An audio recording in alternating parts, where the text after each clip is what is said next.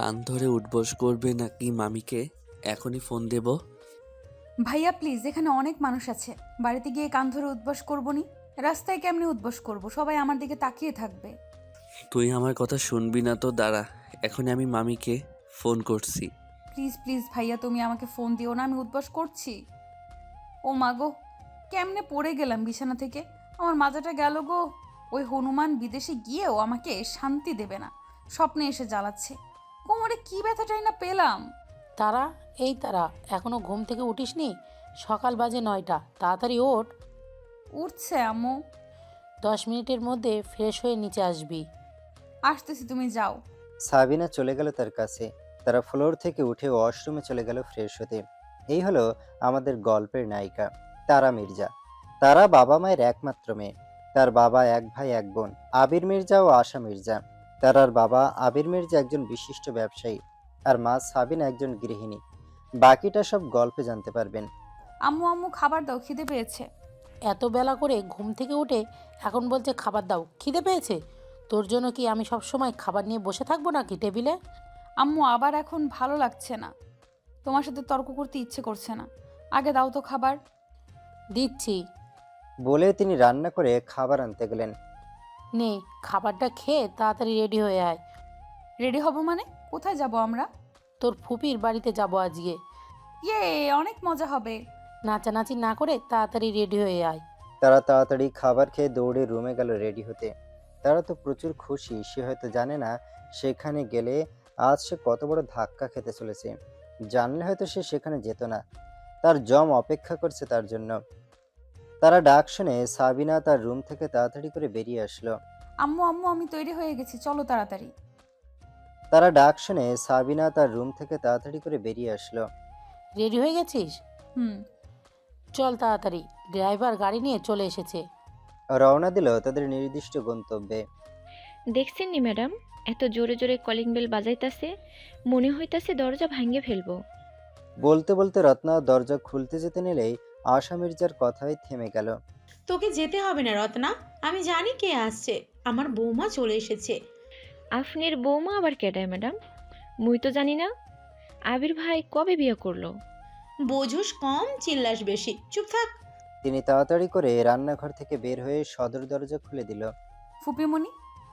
বলে আশা মির্জাকে ধরিয়ে ধরল। এতদিন পরে ফুপির কথা মনে পড়লো? মনে তো অনেক পড়ছে, আমি আসতে চাইছি, কিন্তু আম্মুই তো আসতে দিল না। তুমিও তো আমাকে দেখতে চাওনি। আমিও বলতে পারি তুমি আমাকে ভুলে গেছো।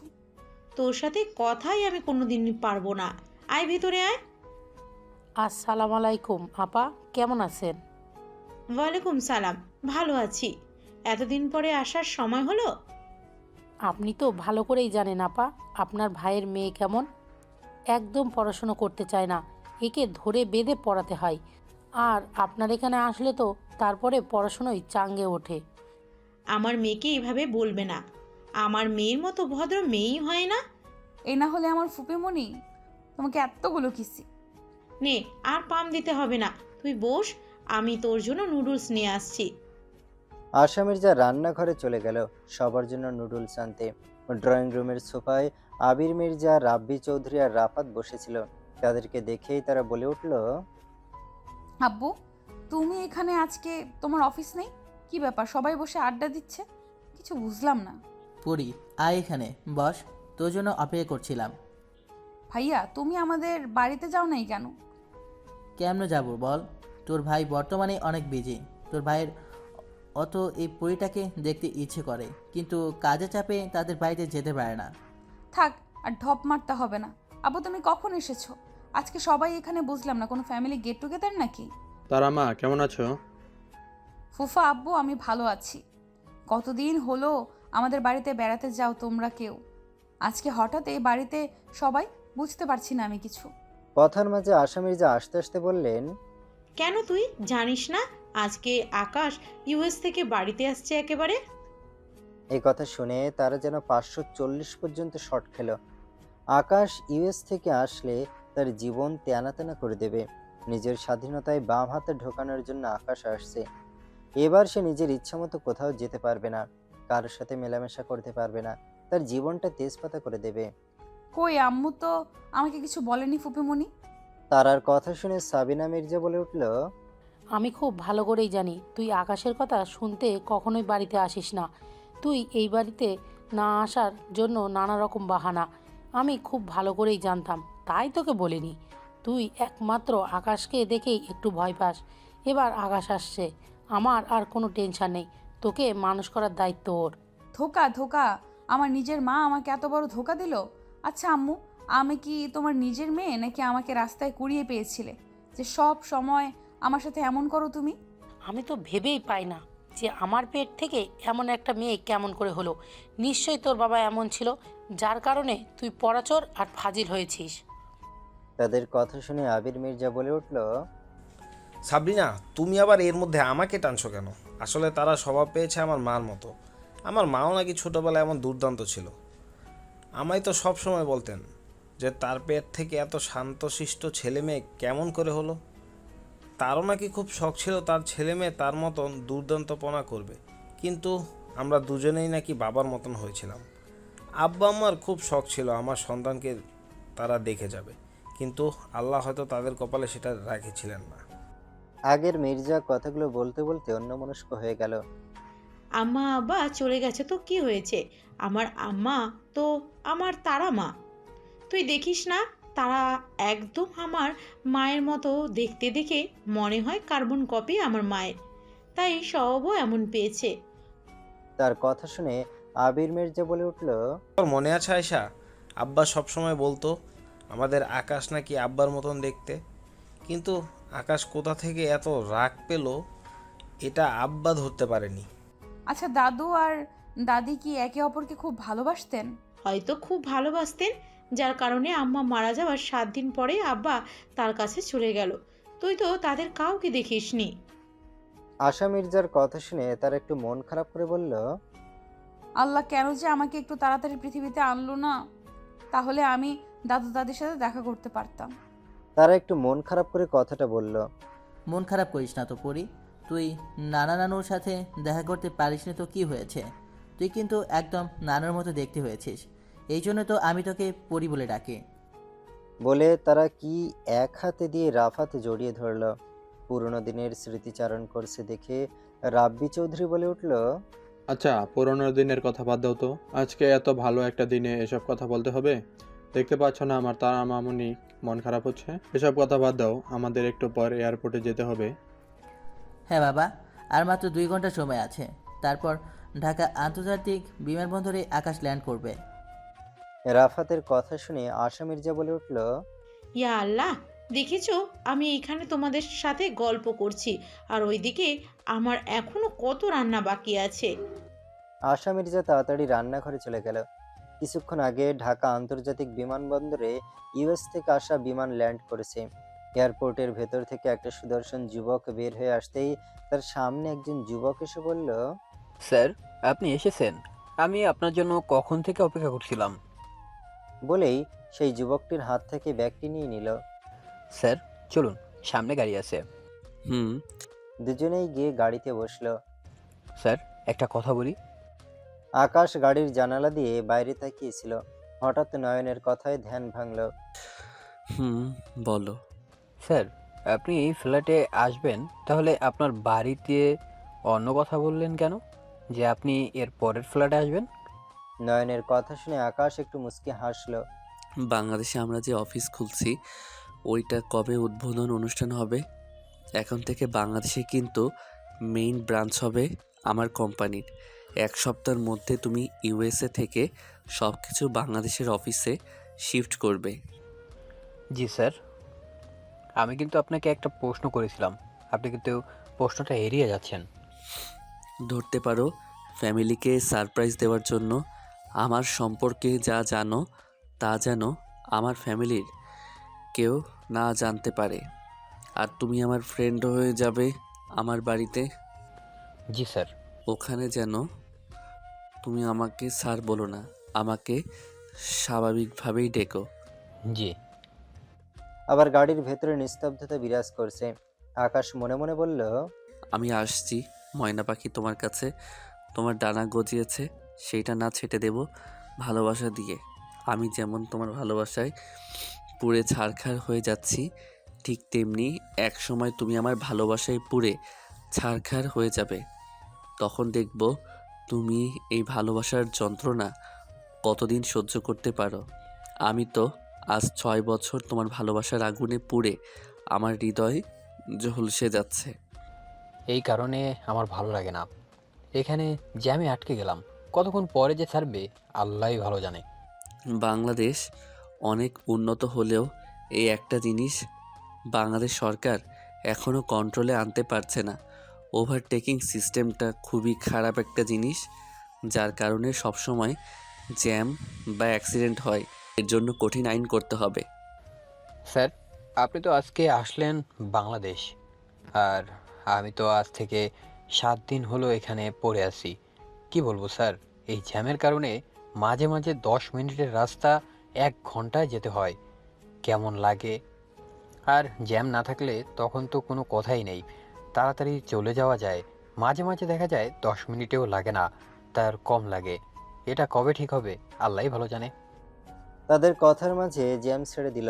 নয়ন যেন হাঁপ ছেড়ে বাঁচল। গাড়ি আবার চলতে শুরু করলো তার নির্দিষ্ট গন্তব্যের দিকে। এখন ওঠা যাক, কিছুক্ষণ পর ফ্লাইট ল্যান্ড করবে। একটু আগে বের হওয়া ভালো, রাস্তায় যে জ্যাম বলা যায় না যেতে কতক্ষণ সময় লাগে। ঠিক বলেছ, আমাদের এখন রওনা দেওয়া উচিত। তারা মা, তুমিও তো আমাদের সাথে যাবে তাই না? না না না ফুপা আব্বা, আমি যাব না, তোমরাই যাও। কেন তুমি যাবে না কেন? ভাই, ও কেন যাবে বলেন? ওর জমা আসছে না, আমি একটু টেনশন মুক্ত হই আকাশ আসলে। তুমি আমার তারা মাকে এভাবে কথা বলতে পারো না সাবিনা। আমিও দেখে নেবো আকাশে সে আমার তারা করে। তুই একদম ভয় পাবি না, আমি আছি তোর সাথে। আমিও দেখবো আমার ছেলে কি করতে পারে। আমি তো জানি আমার ফুপা আব্বু বেস্ট, বুঝছো? আমাকে তো পালক আনছে, যার কারণে এই অবস্থা। কি আর বলবো, আমার দুঃখটা তো কেউ বোঝে না। তোর কি এমন দুঃখ? পড়াশোনাটাই তো ঠিক মতো করিস না, খালি খাস আর ঘুমিয়ে পারিস। সামনে যে তোর এসএসসি পরীক্ষা, সেটা তোর মাথায় আছে? থাক না মামি, ওকে আর কিছু বলো না। এই তোদের আদর পেয়ে পেয়ে দিন দিন গাদা হচ্ছে। এখন আকাশকে আমার একমাত্র ভরসা, ও আসুক, ও এসে ওর জিনিস ওর মতো করেই বানিয়ে নিক। সাবিনার কথার মাঝে ডোরবেল বেজে উঠল। এখন আবার কে এলো? বলে দরজার দিকে এগিয়ে গেল। দরজা খুলতেই সাবিনা বলে উঠল, আব্বু তুই? তোর তো আরও পরে আসার কথা ছিল। সাবিনার কথা শুনে আশা রান্নাঘর থেকে বের হয়ে এলো। কেমন আছো মামুনি? বলে এক হাত দিয়ে সাবিনাকে জড়িয়ে ধরল। আমি ভালো, তুই এখন এলি? আগে ভিতরে যেতে দেবে তো, তারপরে সব প্রশ্নের উত্তর দেই। আয়। ওভাবেই জড়িয়ে ধরে ভেতরে হলো আকাশ। আশা মির্জা আকাশকে দেখে জড়িয়ে ধরে কান্না করে দিল। আকাশে তার মাকে জড়িয়ে ধরল। মা, কান্না করছো কেন? আমি তো চলে আসছি, তাই না? কতদিন পরে তোর সাথে দেখা, এতদিন পর আমাদের কথা মনে পড়লো। এমনভাবে বলছো, মনে হয় তোমাদের সাথে আমি দেখাই করিনি। প্রতিদিন তো ভিডিও কলে কথা হতো। ভিডিও কলে কথা বলার সামনে থেকে দেখা এখনো নাকি? মা বাবা হও, তারপরে বুঝবে সন্তানের জন্য কেমন লাগে। 6টা বছর পর দেখা। আর কান্না করো না তো, কান্না করলে কিন্তু আমি আবার চলে যাব। আকাশের কথা শুনে আশা মির্জা কান্না থামিয়ে দিল। এদিকে আকাশকে দেখে তারা তো একটা ঘোরের মধ্যে আছে। হঠাৎ করে তারা দৌড়ে রুমে চলে গেল। সেদিকে কারো খেয়াল নেই, সবাই তো আকাশকে নিয়ে ব্যস্ত। এই বাড়িতে তারার জন্য সব সময় একটা রুম বরাদ্দ থাকে। সেই রুমে গিয়ে তারা দরজা আটকে বসে রইল। আশা মির্জাকে ছেড়ে দিয়ে আকাশ রাফাতের কাছে গেল। কেমন আছো ভাইয়া? রাফাত আকাশকে শক্ত করে জড়িয়ে ধরল। ভালো, কতদিন পর দেখা। কতদিন পর আবার? কই কিছুদিন আগেই তো তুমি ইউএসএ গিয়েছিলে, তখনই তো আমাদের দেখা হলো। এমন ঢপ মারছো, মনে হয় কবে থেকে আমাদের দেখা হয় না। সেই একই হলো। কেমন আছো আকাশ? অনেক দিন পর দেখা। আলহামদুলিল্লাহ মামা, ভালো আছি। অনেক দিন পর দেখা হলো। বাবা, তুমি কেমন আছো? আমাকে তো মনে হয় ভুলেই গেছো। তোমার বড় ছেলেই তো সব। আমার বড় ছেলে সব হবে কেন? আমার দুই ছেলেকে আমি খুব ভালোবাসি, আর সেটা তো আমার দুই ছেলেই খুব ভালো করে জানে। জানি জানি, খুব ভালো করেই জানি। বড় ছেলেকে কাছে পেয়ে আমাকে ভুলে যাও সব সময়। বিদেশে যাওয়ার পর কয়দিন নিজ থেকে ফোন করেছো সেটা আমাকে বলো। আকাশের কথা শুনে রাব্বি চৌধুরী একটু চুপ করে রইল। এবার কি বলবে সে ভেবে পাচ্ছে না। সে তার দুই ছেলেকেই ভালোবাসে, কিন্তু সময়ের অভাবে ছোট ছেলেকে সব সময় ফোন দিতে পারেনি। তুমি খুব ভালো করেই জানো যে আমি ব্যস্ত থাকি, তার কারণে তোমাকে ফোন দেওয়া হয়নি বেশি। আরে ওকে, দূরে দাঁড়িয়ে আছে কেন? রাব্বি চৌধুরীর কথা শুনে আকাশ পিছনে তাকালো, দেখলো নয়ন তাদের থেকে একটু দূরে দাঁড়িয়ে আছে। ওহো, আমি তো ভুলেই গেছিলাম। ও হচ্ছে আমার ফ্রেন্ড নয়ন। আমরা একসাথে পড়াশোনা করতাম। ও বাংলাদেশি, আমি ওকে আমার সাথে নিয়ে এসেছি। কিছুদিন ঢাকায় থাকবে। হোটেলে থাকতে চেয়েছিলে কিন্তু আমি না করেছি। এটা কেমন কথা? আমরা এখানে থাকতেও হোটেলে থাকবে কেন? খুব ভালো করেছিস ওকে সাথে নিয়ে এসে। তুমি ওখানে দাঁড়িয়ে আছো কেন? এখানে এসো। আশা মির্জার কথা শুনে নয়ন এগিয়ে এসে সবাইকে সালাম দিল। আসসালামু আলাইকুম। ওয়ালাইকুম আসসালাম, কেমন আছো? আলহামদুলিল্লাহ, ভালো ভাইয়া। কিরে রাফাত, তুই কি চিনিস নাকি ওরে? চিনবো না কেন মা, ও আর আকাশ একসাথেই তো থাকতো। অনেক কথা হয়েছে, এখন যাও, সবাই যার যার রুমে যাও। আকাশ অনেক দূর থেকে জার্নি করে এসেছে, নিশ্চয়ই ওর খারাপ লাগছে। রুমে গিয়ে ফ্রেশ হয়ে তারপরে খাবার খেতে এসো। আর রাপাত, নয়নকে গেস্ট রুমে নিয়ে যাও। জি মামি। সাবিনা কথা শুনে সবাই যার যার রুমে চলে গেল। রাফাত নয়নকে নিয়ে গেস্ট রুমের দিকে গেল। সবাই যার যার রুমে চলে যেতেই সাবিনার হঠাৎ খেয়াল হলো, আপা, তারা কই? তারাকে তো দেখলাম না। হ্যাঁ, আমিও তো এতক্ষণ খেয়াল করিনি। তারা কিন্তু দেখছি না। ও মনে হয় ওর রুমে চলে গেছে। দেখছেন মেয়েটা কি বেয়াদব হয়েছে দিন দিন। আকাশের সাথে দেখাও করলো না। আপনারা ওকে লাইক দিয়ে দিয়ে বাদর বানাচ্ছেন। তুমি একটু বেশি বোঝো সাবিনা। এখন দেখা করেনি তো কি হয়েছে, পরে দেখা করবে। এটা নিয়ে এত হাইপার হওয়ার কি আছে? আশা মির্জার কথা শুনে সাবিনার কি বলবো, তার আর কিছুই বলার নেই। যেটা দিন দিন কেমন যেন হয়ে যাচ্ছে। আকাশ রুমে গিয়ে ফ্রেশ হয়ে ধাপ করে বিছানায় শুয়ে পড়ল। আমি এত দূর থেকে আসলাম, তবু তুমি আমার সাথে দেখা করলে না। মায়াপরি, আমার প্রতি কি তোমার একটু মায়া হয় না? আমাকে কি একটু দেখতে ইচ্ছে করে না? এতগুলো দিন পরে আমি আসলাম দেশে, তারপরও তুমি আমার থেকে লুকিয়ে বেড়াচ্ছ কেন?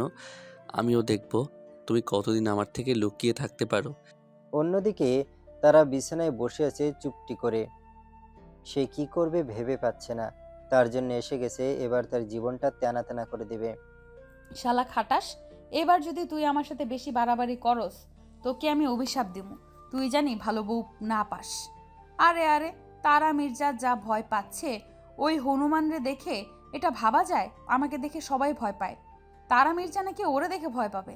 ওই বেটা কি এমন জোরে দেখে ভয় পেতে হবে আমার? চল তারা, এত ভয় পাচ্ছিস কেন? ঘর থেকে বের হ, ওই বেটা তোকে কিচ্ছু করতে পারবে না। তারা মনে মনে নিজেকে মিথ্যা সান্ত্বনা দিয়ে ঘর থেকে বাইরে বের হলো। দেখলে ড্রয়িং রুমে কেউ নেই, সবাই হয়তো ব্যস্ত। সরাসরি গিয়ে ডাইনিং রুমে বসলো। সাবিনা রান্নাঘর থেকে খাবার এনে টেবিল সাজাচ্ছিল। এসে দেখেন তারা বসে আছে। কি রে, কই গেছিলি? এখন আবার কোথা থেকে উদয় হলি? আমি একটু রুমে গিয়েছিলাম, ভালো লাগছে না তো, মাথা ধরছে। তারার কথা শুনে সাবিনা তাড়াতাড়ি করে তার মাথায় হাত রাখলো। চিন্তিত হয়ে বলল, জ্বর তো নেই, তাহলে হঠাৎ মাথা ব্যথা কেন করছে? খাবার খেয়ে ওষুধ নে, কিছুক্ষণ ঘুমা, তারপর দেখা যাবে মাথা ব্যথা কমে নাকি। তা না হলে ডাক্তারের কাছে নিয়ে যাব। ডাক্তারের কথা শুনে তারা তাড়াতাড়ি বলে উঠল, না না আম্মু, ডাক্তারের কাছে যেতে হবে না, একাই ঠিক হয়ে যাবে। খাওয়া দাওয়া করে ওষুধ নিয়ে ঘুমালে ঠিক হয়ে যাবে ইনশাল্লাহ। তাই যেন হয়। তুই তো অসুস্থ হয়ে পড়লে তোর অসুখ সহজে কমে না, এ এক সমস্যা। আম্মু, এত চিন্তা করো না তো, ওষুধ খেলে ঠিক হয়ে যাবে। তাদের কথার মাঝে আশা মির্জা আসলো। কি হয়েছে? দুই মা মেয়ে কি এমন কথা বলছে আমিও শুনি। বলবেন না আপা, তারার নাকি মাথা ব্যথা করছে।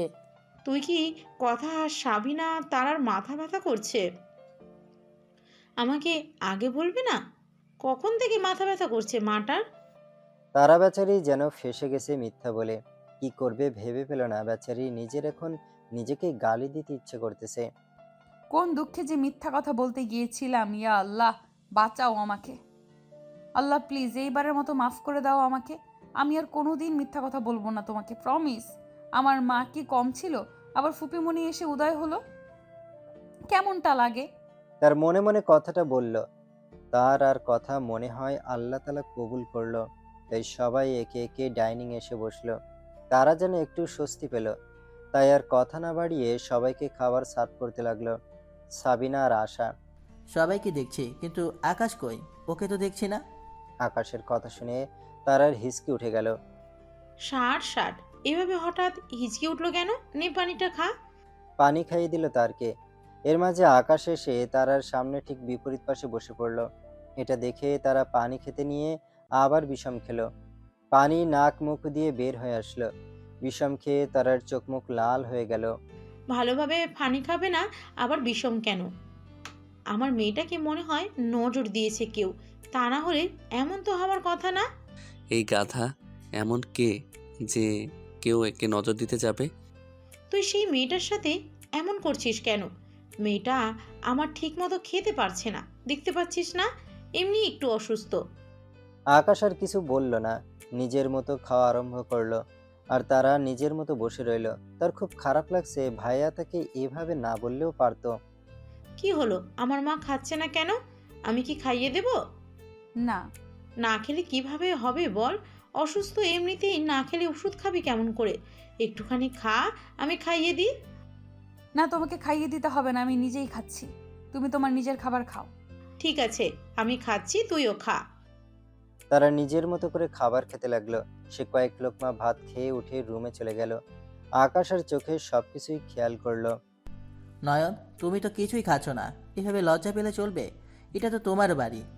না না ভাইয়া, আমি লজ্জা পাচ্ছি না, আসলে একটু রেস্ট নিতে হবে, ভালো লাগছে না তেমন। ঠিক আছে, খাওয়া দাওয়া করে তুমি রুমে গিয়ে রেস্ট নাও। আকাশ উঠে চলে যেতে নিলেই আশা মির্জা বলে উঠল, কি হলো, না খেয়ে কোথায় যাচ্ছিস? মা আমার এখন ভালো লাগছে না, আমি পরে খেয়ে নেব, এখন একটু রেস্ট নেব। আচ্ছা ঠিক আছে, যা। খারাপ লাগছে কি? না মা, ঠিক হয়ে যাবে। বলে আকাশ নিজের রুমে চলে গেল। আকাশ চলে যেতেই আশা মির্জা বলে উঠল, আমি এত কিছু রান্না করলাম, কেউ খেতে পারছে না, রান্না কি মজা হয়নি? আশা মির্জার কথা শুনে সাবিনা বলে উঠল, আরে আপা, তোমার রান্না তো সব সময় খুব সুন্দর হয়। আসলে তুমি এত কিছু রান্না করেছো। ও তো অনেক দূর থেকে জার্নি করে এসেছে, ঠিকমতো ঘুমাতেও পারিনি বিমানে। এখন একটু ঘুমাক, রাতে না হয় খাবে। ওরও তো রেস্টের দরকার আছে, প্রায় 16 থেকে 17 ঘন্টা জার্নি করে এসেছে। তুমি ঠিক বলেছ, আমার একটু হালকা খাবার তৈরি করা লাগছিল, কিন্তু অতিরিক্ত এক্সাইটেড মেয়ে এত রান্না করে ফেলেছি। এখন ছেলেটা ভালো হবে, কিছুই খেতে পারলো না। আমার মাথায় রাখা উচিত ছিল, সেও অনেক দূর থেকে জার্নি করে আসছে, এখন এত ভারী খাবার খাবে না। আচ্ছা যাই হোক, আবার বলে রত্নাকে বলি তুলে রাখতে। বলি রত্নাকে ডাকতে লাগলো আশা মির্জা। রত্না, এই রত্না, এদিকে আয় তো। জি ম্যাডাম, আইতাছি। কি কন ম্যাডাম? খাবারগুলো সুন্দর করে ফ্রিজে রাখ, রাতে আবার গরম করে সবাইকে দিস, সবাই খাবে। জি ম্যাডাম, আপনি কোনো চিন্তা করেন না, আমি সব কিছু গোছায় রাখবো। ঠিক আছে, তুই কি দুপুরের খাবার খেয়েছিস নাকি এখনো খাস, না খেয়ে আছিস? না ম্যাডাম, এখনো কিছু খাই নাই। বেলা বেজে গেছে 3টা, এখনো দুপুরের খাবার খাসনি? তোকে যে সে কখন খেতে বলেছি, তোর মনে নেই?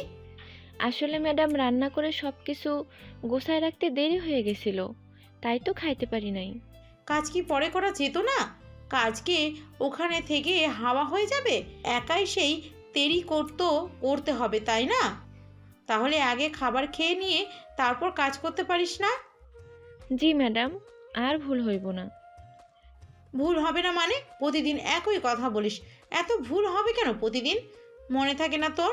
মনে না থাকলে তোর রুমে একটা কাগজ লিখে রাখিস যে সময় মতো খাবার খেতেই হবে, তাহলে মনে থাকবে। আচ্ছা, এখন কাজ করতে হবে না, যা এগুলো গুছিয়ে রেখে খেয়ে নে। জি ম্যাডাম। সবাই রুমে চলে যেতেই রত্না সবকিছু গুছিয়ে সুন্দর করে ফ্রিজে রেখে দিল। রত্নাকে এই বাড়ির সবাই খুব ভালোবাসে।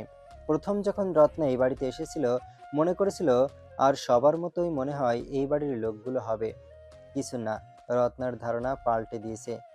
এইবারের লোকগুলো তাকে খুব স্নেহ করে ভালোবাসে। প্রথম প্রথম রত্নার কাছে অবাক লাগলেও আস্তে আস্তে ঠিক হয়ে গেছে। রত্না ভাবে বড় লোকেরা কি এত ভালো হয়? সে তো অনেক বড় লোকের বাড়ি কাজ করেছে, কিন্তু কোনো দিন কোনো বাড়ির লোক খোঁজ নেয়নি রত্না খেয়েছে কিনা। তারা ধরতে গেলে রত্নাকে মানুষই মনে পড়তো না। কাজের বেটি আবার মানুষ হয় নাকি? কিন্তু এই বাড়িতে এসে রত্নার ধারণা সব পাল্টে গেছে। তাকে সবাই এই বাড়ির একজন সদস্য মনে করে। প্রায় 4 বছর হলো রত্না এই বাড়িতে কাজ করে। রত্না নিজের খাবার খেয়ে তার রুমে বিশ্রাম নিতে চলে গেল। তারার রুমে কেউ চুপি চুপি ঢুকে পড়ল, কিন্তু তারা এতটাই বিভোর যে সে বুঝতেই পারল না তার রুমে কেউ ঢুকেছে।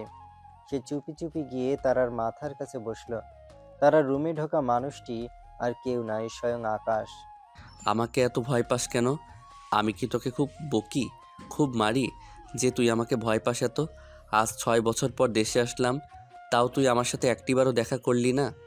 আমার জন্য কি তোর মনে আলাদা কোনো ফিলিংস হয় না তারা? তুই কি আমার মনের ভাষা বুঝিস না? এতদিন পরে আসলাম, অ্যাট লাস্ট আমার সাথে তুই একটু দেখা করবি, একটু কথা বলবি, সেটা না করে আমার থেকে পালিয়ে গেলি। আমি জানি খাবার টেবিলে তুই আমাকে দেখে বিষম খেয়েছিলি, আমার কাছে বেশ ভালোই লেগেছে। কি বলিস? তুই কিছু খাসনি? এখানে বিরিয়ানি রেখেছিলাম, তোর ফেভারিট, ঘুম থেকে উঠে খেয়ে নিস। ফিস ফিস করে কথাগুলো বলে আকাশ নিজের রুমে চলে গেল। অন্যদিকে তারা জানতেও পারল না তার রুমে কেউ এসে এত কিছু করে রেখে গেল। প্রায় সন্ধ্যা 7টার দিকে তারা ঘুম থেকে উঠল। বেশ লাগছে এখন, ঘুমটা খুব কাজে দিয়েছে। কতক্ষণ ঘুম পারলাম আল্লাহ জানে। আম্মু তো ডাকও দিল না। তার মানে কি আজকে আমরা এই বাড়িতে থাকবো নাকি? যা হয়েছে হয়েছে। ওকে থেকে ভয় পেয়ে বাড়ি থেকে চলে যাবো নাকি? ওকে ভয় পায় কে? আমি ভয় পাই না। তারা বিছানা থেকে নামতে নিলেই হঠাৎ বেডশিটে টেবিল দেখতে পেল একটা বিরিয়ানি প্যাকেট।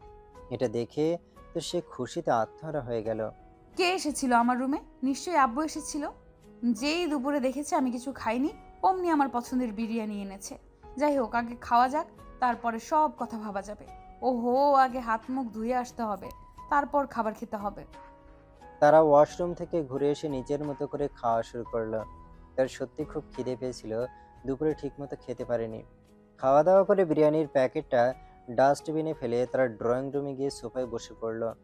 তারা গিয়ে বসে থাকতে দেখে সাবিনা এগিয়ে এসে বলল, এখন কেমন লাগছে? মাথা ব্যথা ঠিক হয়েছে নাকি এখনো আছে? না না আম্মু, ঘুম থেকে উঠে মোটামুটি ভালোই লাগছে, রিফ্রেশ ফিল হচ্ছে। আচ্ছা, তুই বসে থাক, আমি তোর জন্য তোর পছন্দের ফুলকপি পকোড়া বানিয়ে নিয়ে আসছি। সাবিনার কথা শুনে তারা তাড়াতাড়ি বলে উঠল, না না, এখন আমি কিচ্ছু খাবো না, আমার পেট ভরা। তোর পেট ভরা কেমনে হলো? তুই তো কিছুই খাসনি দুপুরে, তাহলে এখন পেট ভরা কেমনে হবে? না না, আমার পেট ভরা, এখন আমি কিচ্ছু খেতে পারবো না, পরে খাবো। নাকি গ্যাস বানিয়েছিস, তাই না? সেই জন্যই পেট ভরা ভরা লাগছে। ওষুধ খেয়ে আয়, যা, তারপরে খাবি। কি হলো? ওকে বকছো কেন? কি হয়েছে আবার? আপা আর বলবে না, দুপুরে কি ও কিছু খেয়েছে, এখন বলছে ওর নাকি পেট ভরা লাগছে। তাহলে ওর পেট ভরা কেন লাগবে সেটাই বলেন আপা। কি হয়েছে মায়া? কিছু কি খেয়েছিস তুই, নাকি আবার গ্যাসের সমস্যা হলো? না না ফুপুমণি, সত্যি আমি একটু আগে খাবার খেয়েছি, তাও আবার আমার ফেভারিট বিরিয়ানি। তুমিই বলো এখন আমি খাবারে কেমনে খাবো? আমার পেট সম্পূর্ণ ভরা। মিথ্যা কথা বলার আর জায়গা পাস না, তাই না? তুই তো ঘুমিয়েছিলি, আর বিরিয়ানি কই পেলি? ফুপুমণি দেখছো, আমার আম্মু আমাকে বিশ্বাস করে না, আমি নাকি মিথ্যা কথা বলি সব সময়। এটা কেমন কথা তুমি বলো? আপা আপনি জানেন না ও ওষুধ খাবে না, যার কারণে মিথ্যা কথা বলছে। ও এত বড় মেয়ে হয়ে গেছে, এখনও যদি জোর করে ওষুধ খাওয়ানো লাগে তাহলে কেমন লাগে আপনিই বলেন। দেখেছিস আমি কিভাবে সামলাই বাড়িতে? আল্লাহ তালাই ভালো জানে। মনে আমি সত্যি বলছি, আমি বিরিয়ানি খেয়েছি। আমার ঘরে কে যেন বিরিয়ানি রেখে গিয়েছিল। আমি তো ভেবেছিলাম যে আব্বু বা তুমি রেখেছিলে। বিশ্বাস না হলে আমার ঘরে এখনো ময়লার ডাস্টবিনে বিরিয়ানির প্যাকেট পড়ে আছে, যাও গিয়ে দেখে আসো তুমি। সাবিনা তারার কথা শুনে দেখতে গেল তারা সত্যি বলছে নাকি মিথ্যা বলছে। অন্যদিকে মাত্রই সিঁড়ি দিয়ে নামছিল আকাশ, তখনই তারার কথা তার কানে আসে। আকাশ কিছু না বলে আবার ঘুরে তার ঘরের দিকে যেতে নিলেই পেছন থেকে আশা মির্জা দেখে উঠল। কিরে কই যাস? নিচে আসতে নিয়েছিল, আবার উপরে উঠে যাচ্ছিস কেন? না মা, একটু কাজ ছিল তো, হঠাৎ মনে পড়লো তাই আবার চলে যাচ্ছি। আগে নিচে আয়, পরে এক সময় কাজ করা যাবে। তার মায়ের কথা শুনে অগত্যা তাকে আবার নিচে আসতে হলো। এই মেয়েটার পেটে একটা কথাও থাকে না। এই মেয়ে আমাকে কেস খাইয়ে ছাড়বে। একবার তোকে আমার কাছে পাই, তোকে দেখাবো কিভাবে পেটের কথা পেটে রাখতে হয়। আশা মির্জার সন্দেহ নিয়ে একটু আকাশের দিকে তাকালো। এদিকে তার তাকানো দেখে আকাশ নিজের চোখ অন্যদিকে ঘুরিয়ে নিল।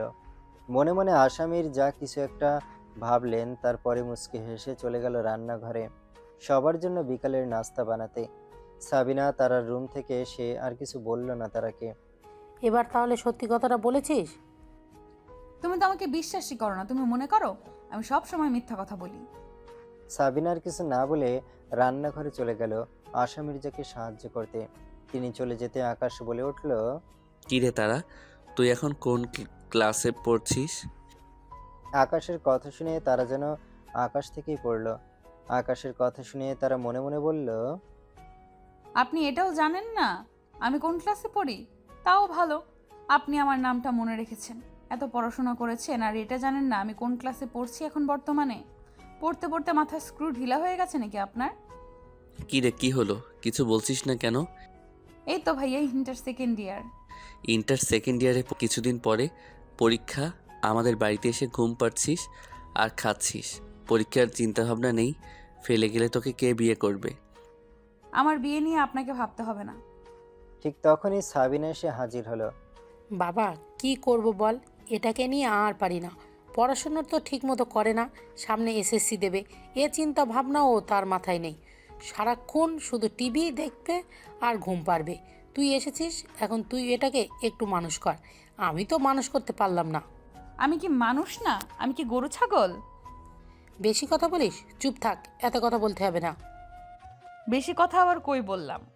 তুমিই তো বলছো সব কথা। তুমিই তো বললা যে আমি নাকি মানুষ না।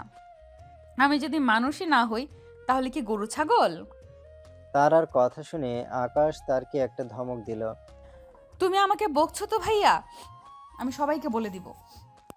তাদের কথার মাঝে রাব্বি চৌধুরী ও আবির মির্জা এসে সোফায় বসলো। রাব্বি চৌধুরী বলে উঠল, কি হয়েছে, তোরা কি নিয়ে কথা বলছিস? ফুপা আব্বা, আচ্ছা আমি নাকি পড়াচুর, তুমিই বলো, আমাকে কি কখনো রেজাল্ট খারাপ করতে দেখেছো? না, তুমি তো রেজাল্ট খারাপ করো না, যার কারণে এসএসসিতে 3 পয়েন্ট পেয়েছিলে। তোর কপাল ভালো, তোর ফুপা তোকে নিয়ে গিয়ে ভালো কলেজে ভর্তি করে নিয়ে আসছে। তোর তো সায়েন্সে পড়ার কোনো মুরদই নাই। সাবিনা, তুমি তোমার কাজ করো তো, আমি আর তারা কথা বলছি। আমাদের মাঝে তুমি এসো না, এটা আমার আর আমার মায়ের ব্যাপার। সাবিনা চৌধুরী আর কি বলবে, সে নিজের কাজে চলে গেল।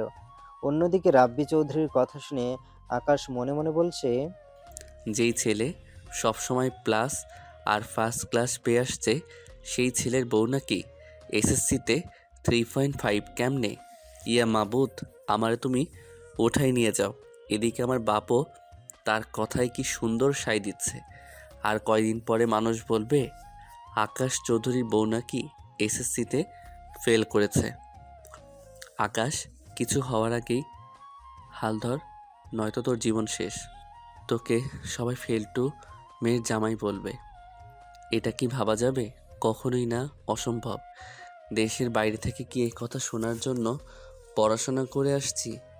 মা, 2 গ্লাস পানি দাও তো, আর খুব খিদে পেয়েছে, হালকা নাস্তা দিয়ে আসো। রাফাতের কথা শুনে আর সাবিনা দুজনে মিলে স্ন্যাক্সগুলো এনে টেবিলের উপর রাখলো। টেবিল থেকে নিয়ে একা একা সবাই খাওয়া শুরু করলো। এখানে তো মোটামুটি সবাই আছে, আমি একটা কথা বলতে চাচ্ছি। হ্যাঁ বলো, কি বলবে? আমি চাচ্ছিলাম যে রিফাত আর তানিশার বিয়েটা যখন হয়ে গেছে, শুধুমাত্র আকাশের আসার অপেক্ষা ছিল দেশে। আকাশ যখন এসে গেছে, তাহলে তানিশাকে অনুষ্ঠান করে নিয়ে আসা যাক। কোনো কিছু হবে না, শুধু একটা অনুষ্ঠান করে নিয়ে আসবো, যেহেতু ওদের বিয়েটা আগেই হয়ে গিয়েছে। না রাব্বি, না, রাব্বি কিন্তু ঠিকই বলেছে, তানিশার সাথে তো রিফাতের অনেক দিন হলো বিয়ে হয়েছে। আর আমাদের সমাজের মানুষ তো ভালো না, সবাই কথা শোনাবে। তোমার মেয়েকে এতদিন হলো বিয়ে দিলে, এখনও তো ছেলের বাড়ি থেকে নিতে গেল না মেয়েকে, আরও নানান রকমের কথা হবে। তার থেকে ভালো হয় তাড়াতাড়ি তানিশাকে তুলে নিয়ে আসি আমরা। তোমার কি মত? না, ঠিকই আছে, অনেক দিন হয়ে গেছে, তাই ঠিকই বলেছে। আশেপাশের মানুষজন তাদের কথা শোনাবে, তাড়াতাড়ি নিয়ে আসা চাই তানিশাকে এই বাড়িতে, তত ভালো। যে আবার ঠিকই বলেছে। ভাই, আপনারা আয়োজন শুরু করুন। ইয়ে, অনেক মজা হবে, সবাই মিলে অনেক মজা করব। রাফাত ভাইয়ের বউ আসবে। তোমার তো আনন্দ হবেই, পড়াশুনো নেই, পড়াশুনো করে কী লাভ, তাই না? সেই পরে বাড়ি যেতেই হবে। সাবিনার কথা তার গায়েও মাখলো না, একটা ভিঞ্চি কাটলো। ড্রয়িং রুমের টিভি চালু ছিল, হঠাৎ টিভিতে এক সাংবাদিক বলল, ইউএসের সবচেয়ে বড় ব্যবসায়ী এটি তার কোম্পানির একটি শাখা হঠাৎ করেই বাংলাদেশে ওপেন করেছে। এটি সবচেয়ে ইয়ং গেস্ট ব্যবসায়ী, মাত্র ২৬ বছর বয়সে ইউএসের মতো দেশের সবচেয়ে বড় ব্যবসায়ীর খেতাব পেয়েছে। তিনি আসলে কোন দেশের বাসিন্দা এটা এখন পর্যন্ত জানা যায়নি, তবে এই কোম্পানির একটি শাখা বাংলাদেশে খোলা হচ্ছে।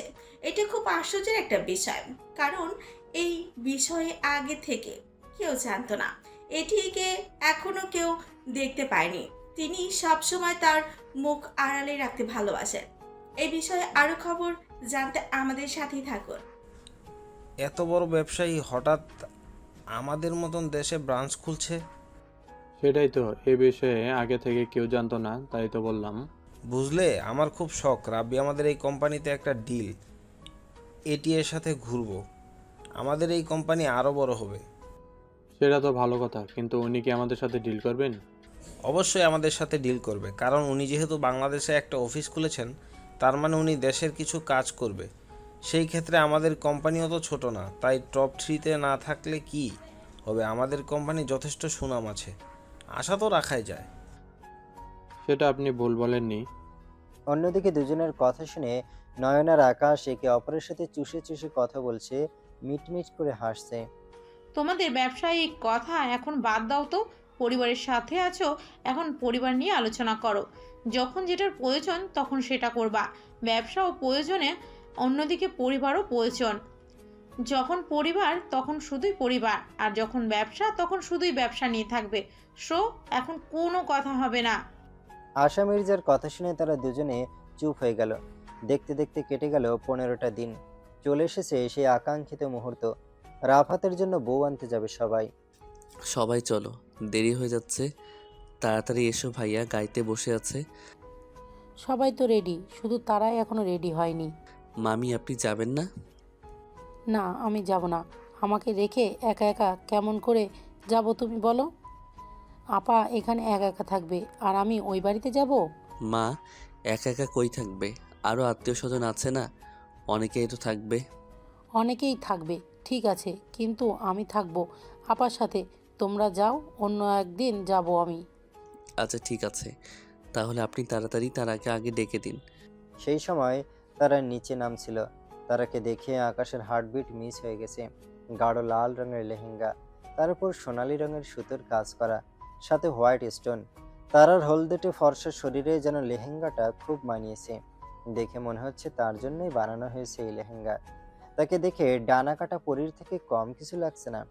আকাশকে হা করে তারার দিকে তাকিয়ে থাকতে দেখে সাবিনাও সেদিকে তাকিয়ে তার আগে দেখে মুচকি হাসলো। এত দেরি হলো কেন? সবাই চলে গেছে, আকাশ তোর জন্য ওয়েট করছে, তাড়াতাড়ি যা ওর সাথে। তাড়াতাড়ি চলো, সবাই চলে গেছে তো। তারার কথায় আকাশের ধ্যান ভাঙলো। তাড়াতাড়ি চল, সবাই যায়নি, সবাই তোর জন্য দেরি করছে। ভাইয়া কি তোকে ছাড়া যাবে? চল তাড়াতাড়ি। বলে আকাশ তারার হাত ধরে নিয়ে যেতে লাগলো। কি রে, এত দেরি হলো কেন? সেই কখন গিয়েছিলি তুই? দেরি হবে না তোমার আদরের বোনের কারণে আমার এই অবস্থা। তোমার পরি তো লেট লতিফ। এত কথা না বলে তুই চুপ থাক। দেরি হয়েছে তো কি হয়েছে, পড়ি আমার সাথে বস। রাফাতের কথা শুনে তারা গিয়ে রাফাতের পাশে বসলো, আর আকাশ গাড়ির সামনে বসলো। তারা ওখানে গিয়ে বেশি লাফালাফি করবে না, সব সময় ভাইয়া বা লসার থাকবে। আশেপাশে অনেক অচেনা মানুষ থাকবে, তাদের সাথে বেশি কথা বলবি না, মনে থাকবে তো আমার কথা? ঠিক আছে। তারা চঞ্চল হলেও সে আকাশের কথা সবসময় মান্য করে, সবসময় আকাশের কথা শোনে, কারণ সে আকাশকে দেখে একটু ভয় পায় আর সবার কথাও শুনে, কিন্তু দুষ্টুমি একটু বেশি করে। দেখতে দেখতে তারা মেয়ের বাড়িতে পৌঁছে গেল। বরকে টাকা ছাড়া গেটের ভেতরে আসতে দেবে না। ভাইয়া 10,000 টাকা ছাড়া ভেতরে আসতে পারবেন না। যদি ভেতরে আসতে চান 10,000 টাকা দিতে হবে, তা না হলে আমাদের বোনকে আপনি দেখতে পাবেন না। তোমাদের বোনকে দেখতে পারো না, এটা কেমন কথা? তোমাদের বোনের সাথে আমার অনেক আগে বিয়ে হয়ে গেছে, সো আর কোনো কথা হবে না। আমার বিয়ে করা বউ আমি নিয়ে যাব, তাতে তোমাদের কি? না না না, এখানে তো আপনার কথা চলবে না, এখানে আমাদের দাবি আপনাকে মানতে হবে। সামান্য 10,000 টাকার জন্য এত ঝগড়াঝাটি করার মানে আছে? 10,000 টাকা চেয়েছে, দিয়ে দে, এতেই তো হয়ে যায়। বাহিরে আর কতক্ষণ দাঁড়িয়ে থাকবো? আকাশের কথা শুনে আকাশের চাচাতো ভাই বলে উঠল, ভাইয়া তুমি কি বলছো? আমরা এমনই সব টাকা দিয়ে দেব? টাকা কি গাছে ধরে নাকি? তোদের কাছে 10,000 টাকা যদি এতই মনে হয়, তোরা দিয়ে দে টাকা, পরবর্তীতে আমি তোদের টাকা দিয়ে দিব। তোমার যদি এতই খারাপ লাগে তাহলে তুমি ভিতরে গিয়ে বসো, যাও, এখানে তোমার থাকতে হবে না। এটাও এক ধরনের মজা, যার প্রত্যেকটা বিয়েতেই হয়ে থাকে। এতক্ষণ আকাশ আর হৃদয়ের কথা তারা শুনছিল।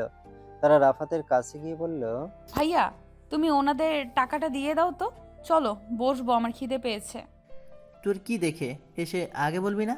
তাহলে এটা কার জন্য আমি আর তর্ক করতাম না। হৃদয়, ওদের টাকাটা দিয়ে দে। কেন? টাকা নিতে বলেছি, দিয়ে দে। ঠিক আছে, টাকা দিয়ে দিচ্ছি, কিন্তু তোমার বাসর করে আদায় করে নেব, দেখো। সেটা তখন দেখা যাবে, এখন টাকাটা দিয়ে দে। তারা আর তর্ক না করে টাকাটা দিয়ে দিল। সকলে গিয়ে ভেতরে বসলো, খাবার দাবার আরম্ভ করলো। আকাশ, তুই একে নিয়ে আলাদা জায়গায় খেয়ে আয়। পরি তো সবার সামনে খেতে পারে না, ওর না খিদে পেয়েছে। আমি তানিশাকে ফোন দিয়ে বলে দিয়েছি তোদের জন্য আলাদা জায়গায় খাবার ব্যবস্থা করতে। আকাশ ডাবল এত কিছুর ভেতর আবার আকাশ ভাবলো এত কিছুর ভেতর আবার কষ্ট করে তাদের জন্য আলাদাভাবে আয়োজন করবে, কিন্তু তারার কথা ভেবে আবার রাজি হয়ে গেল। ওতে এত মানুষের ভিতর কমফোর্টেবল ফিল করে না। ঠিক আছে, ভাবিকে ফোন করে বল কাউকে দিয়ে এখান থেকে আমাদের নিয়ে যেতে।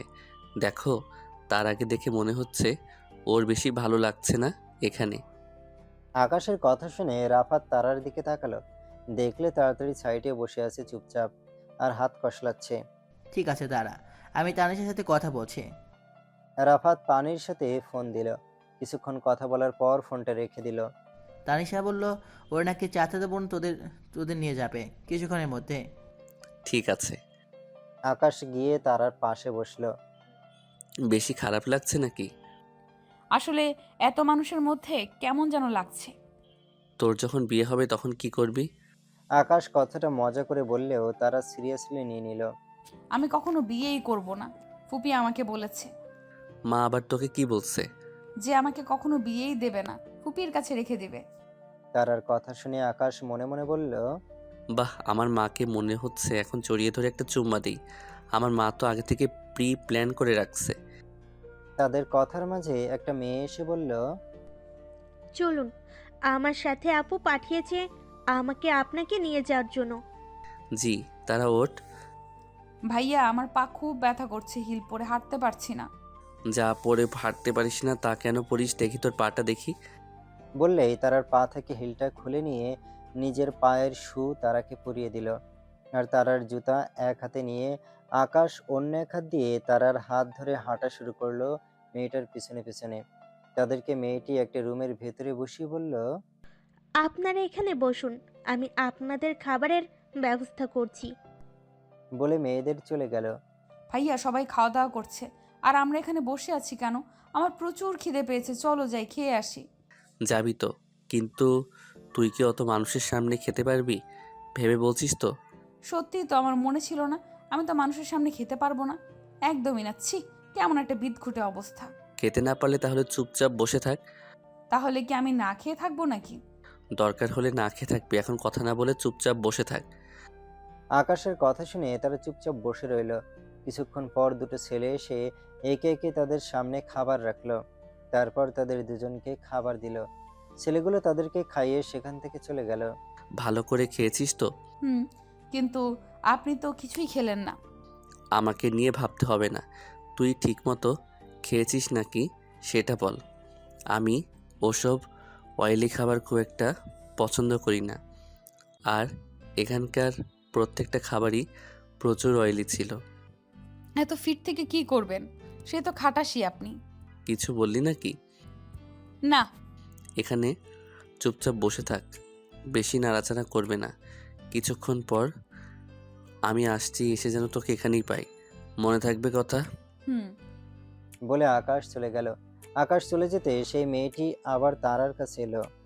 আচ্ছা, আপনার ওটা কেমন ভাইয়া হয়? কেমন ভাইয়া মানে? ফুপাতো ভাই? তোমার ভাইয়া কি রিলেশন করে? মেয়েটির কথা শুনে তারা মেয়েটির দিকে চোখ বড় বড় করে তাকানো। তারার তাকানো দেখে মেয়েটি থতমত খেয়ে গেল। না মানে এমনি জানতে চেয়েছিলাম আর কি। আমার জানা মতে ভাইয়া রিলেশন করে না। ভাইয়ার এক ধমকেই তো মেয়েরা রিলেশন করবে কি, তাকে দেখে পালায়। বলেই তারা খিলখিল করে হেসে দিল। কিরে ছাগলের মতো এমন করে হাসছিস কেন? আকাশের কথা শুনে তারা হাসা বন্ধ করে দিল। আকাশকে দেখে মেয়েটা তাড়াতাড়ি করে রুম থেকে চলে গেল। মেয়েটা কি এমন বলছিল যেভাবে হাসছিলি? না এমনি কিছু বলেনি। কিছু তো বলেছে, তা না হলে তুই এইভাবে হাসাহাসি করবি না। আমি তোকে খুব ভালো করে চিনি। এখন কি বলেছে তাড়াতাড়ি বল। সব কথা আপনাকে বলতে হবে কেন? কান খুলে শুনে রাখ, আমাকে বলতে হবে সব কথা। এখন ভদ্র মানুষের মতো কি বললো মেয়েটা আমাকে বল। তেমন কিছু বলেনি, আপনার সম্পর্কে জিজ্ঞেস করছিল। আপনি আমার কেমন ভাই হন, আপনি রিলেশন করেন নাকি, এগুলো জিজ্ঞেস করছিল। আর তুই কি বললি? আমি কি বলবো? আমি বলছি আপনি আমাকে কেমন ভাই হন আর আপনি রিলেশন করেন না। আপনার সাথে রিলেশন করবে কি? আপনাকে দেখেই তো সব মেয়েরা পালিয়ে যাবে। বেশ ভালো করেছিস, এখন চল। আকাশের প্রচুর রাগ হচ্ছে তারার কথা শুনে। আকাশ মনে মনে বলল, তোর মতো গাধি পৃথিবীতে আমি একটাও দেখিনি, যে নিজের পায়ে নিজে কুড়াল মারে, যে নিজের জামাইকে অন্যের হাতে তুলে দিতে চায়। কিছু কি বলছেন ভাইয়া? মনে হচ্ছে আপনি কিছু বলছেন। না, আমি কি বলবো বল। চলে এসেছে সেই বিদায় ঘন মুহূর্ত, যেই মুহূর্তে প্রত্যেকটা মেয়েকে তার বাড়ি ছেড়ে চলে যেতে হয় নতুন এক ঠিকানায়। ছেড়ে যেতে হয় তাদের চিরচেনা বাসস্থান। এক অচেনা মানুষের হাত ধরে যেতে হয় অচেনা পরিবারে, যে পরিবারের মানুষকে আপন করে নিতে হয়। নিজের সুখ দুঃখ সবকিছু তাদের সাথে ভাগাভাগি করে নিতে হয়। তানিশার বাবা রাফাতের হাত ধরে তাকে বলল, বাবা, আমার মেয়েটাকে তুমি দেখে রেখো। আমার একটাই মাত্র মেয়ে, আর কেউ নেই। ও কষ্টে থাকলে আমার খুব কষ্ট হবে বাবা। আমার মেয়েটা কখনো অবহেলা করো না। আমার মেয়েটাকে আমি খুব যত্ন করে মানুষ করেছি, সবার থেকে আগলে রেখেছি, কোনো আঘাত পেতে দেইনি। আমার মানিককে তোমার হাতে তুলে দিলাম। বাবা, আপনি চিন্তা করবেন না। আপনার মেয়ে যেমন আমার কাছে আদরে থেকেছে, ঠিক সেভাবে সে আমাদের বাড়িতেও যত্নে থাকবে। আজ থেকে সে আপনার যেমন মেয়ে তেমন আমারও অর্ধাঙ্গিনী। তাকে আমি আমার সর্বত্র দিয়ে ভালো রাখার চেষ্টা করব। সে আমার অর্ধেক অংশ। কেউ কি তার শরীরের অংশকে অবহেলা অযত্ন করতে পারে? আপনি নিশ্চিত থাকুন। তানিশার বাবা যেন রাফাতের কথা শুনে স্বস্তির নিঃশ্বাস ফেলল। অন্যদিকে তানিশার কাঁদতে কাঁদতে অবস্থান নাজেহাল। তানিশার বাবা তানিশাকে ধরে গাড়ির ভেতরে বসিয়ে দিলাম। মা, আজ থেকে তুই অন্যের বাড়িতে যাচ্ছিস। আজ থেকে ওইটাই তোর শেষ ঠিকানা। ওই বাড়ির সকলকে আগলে রাখবি।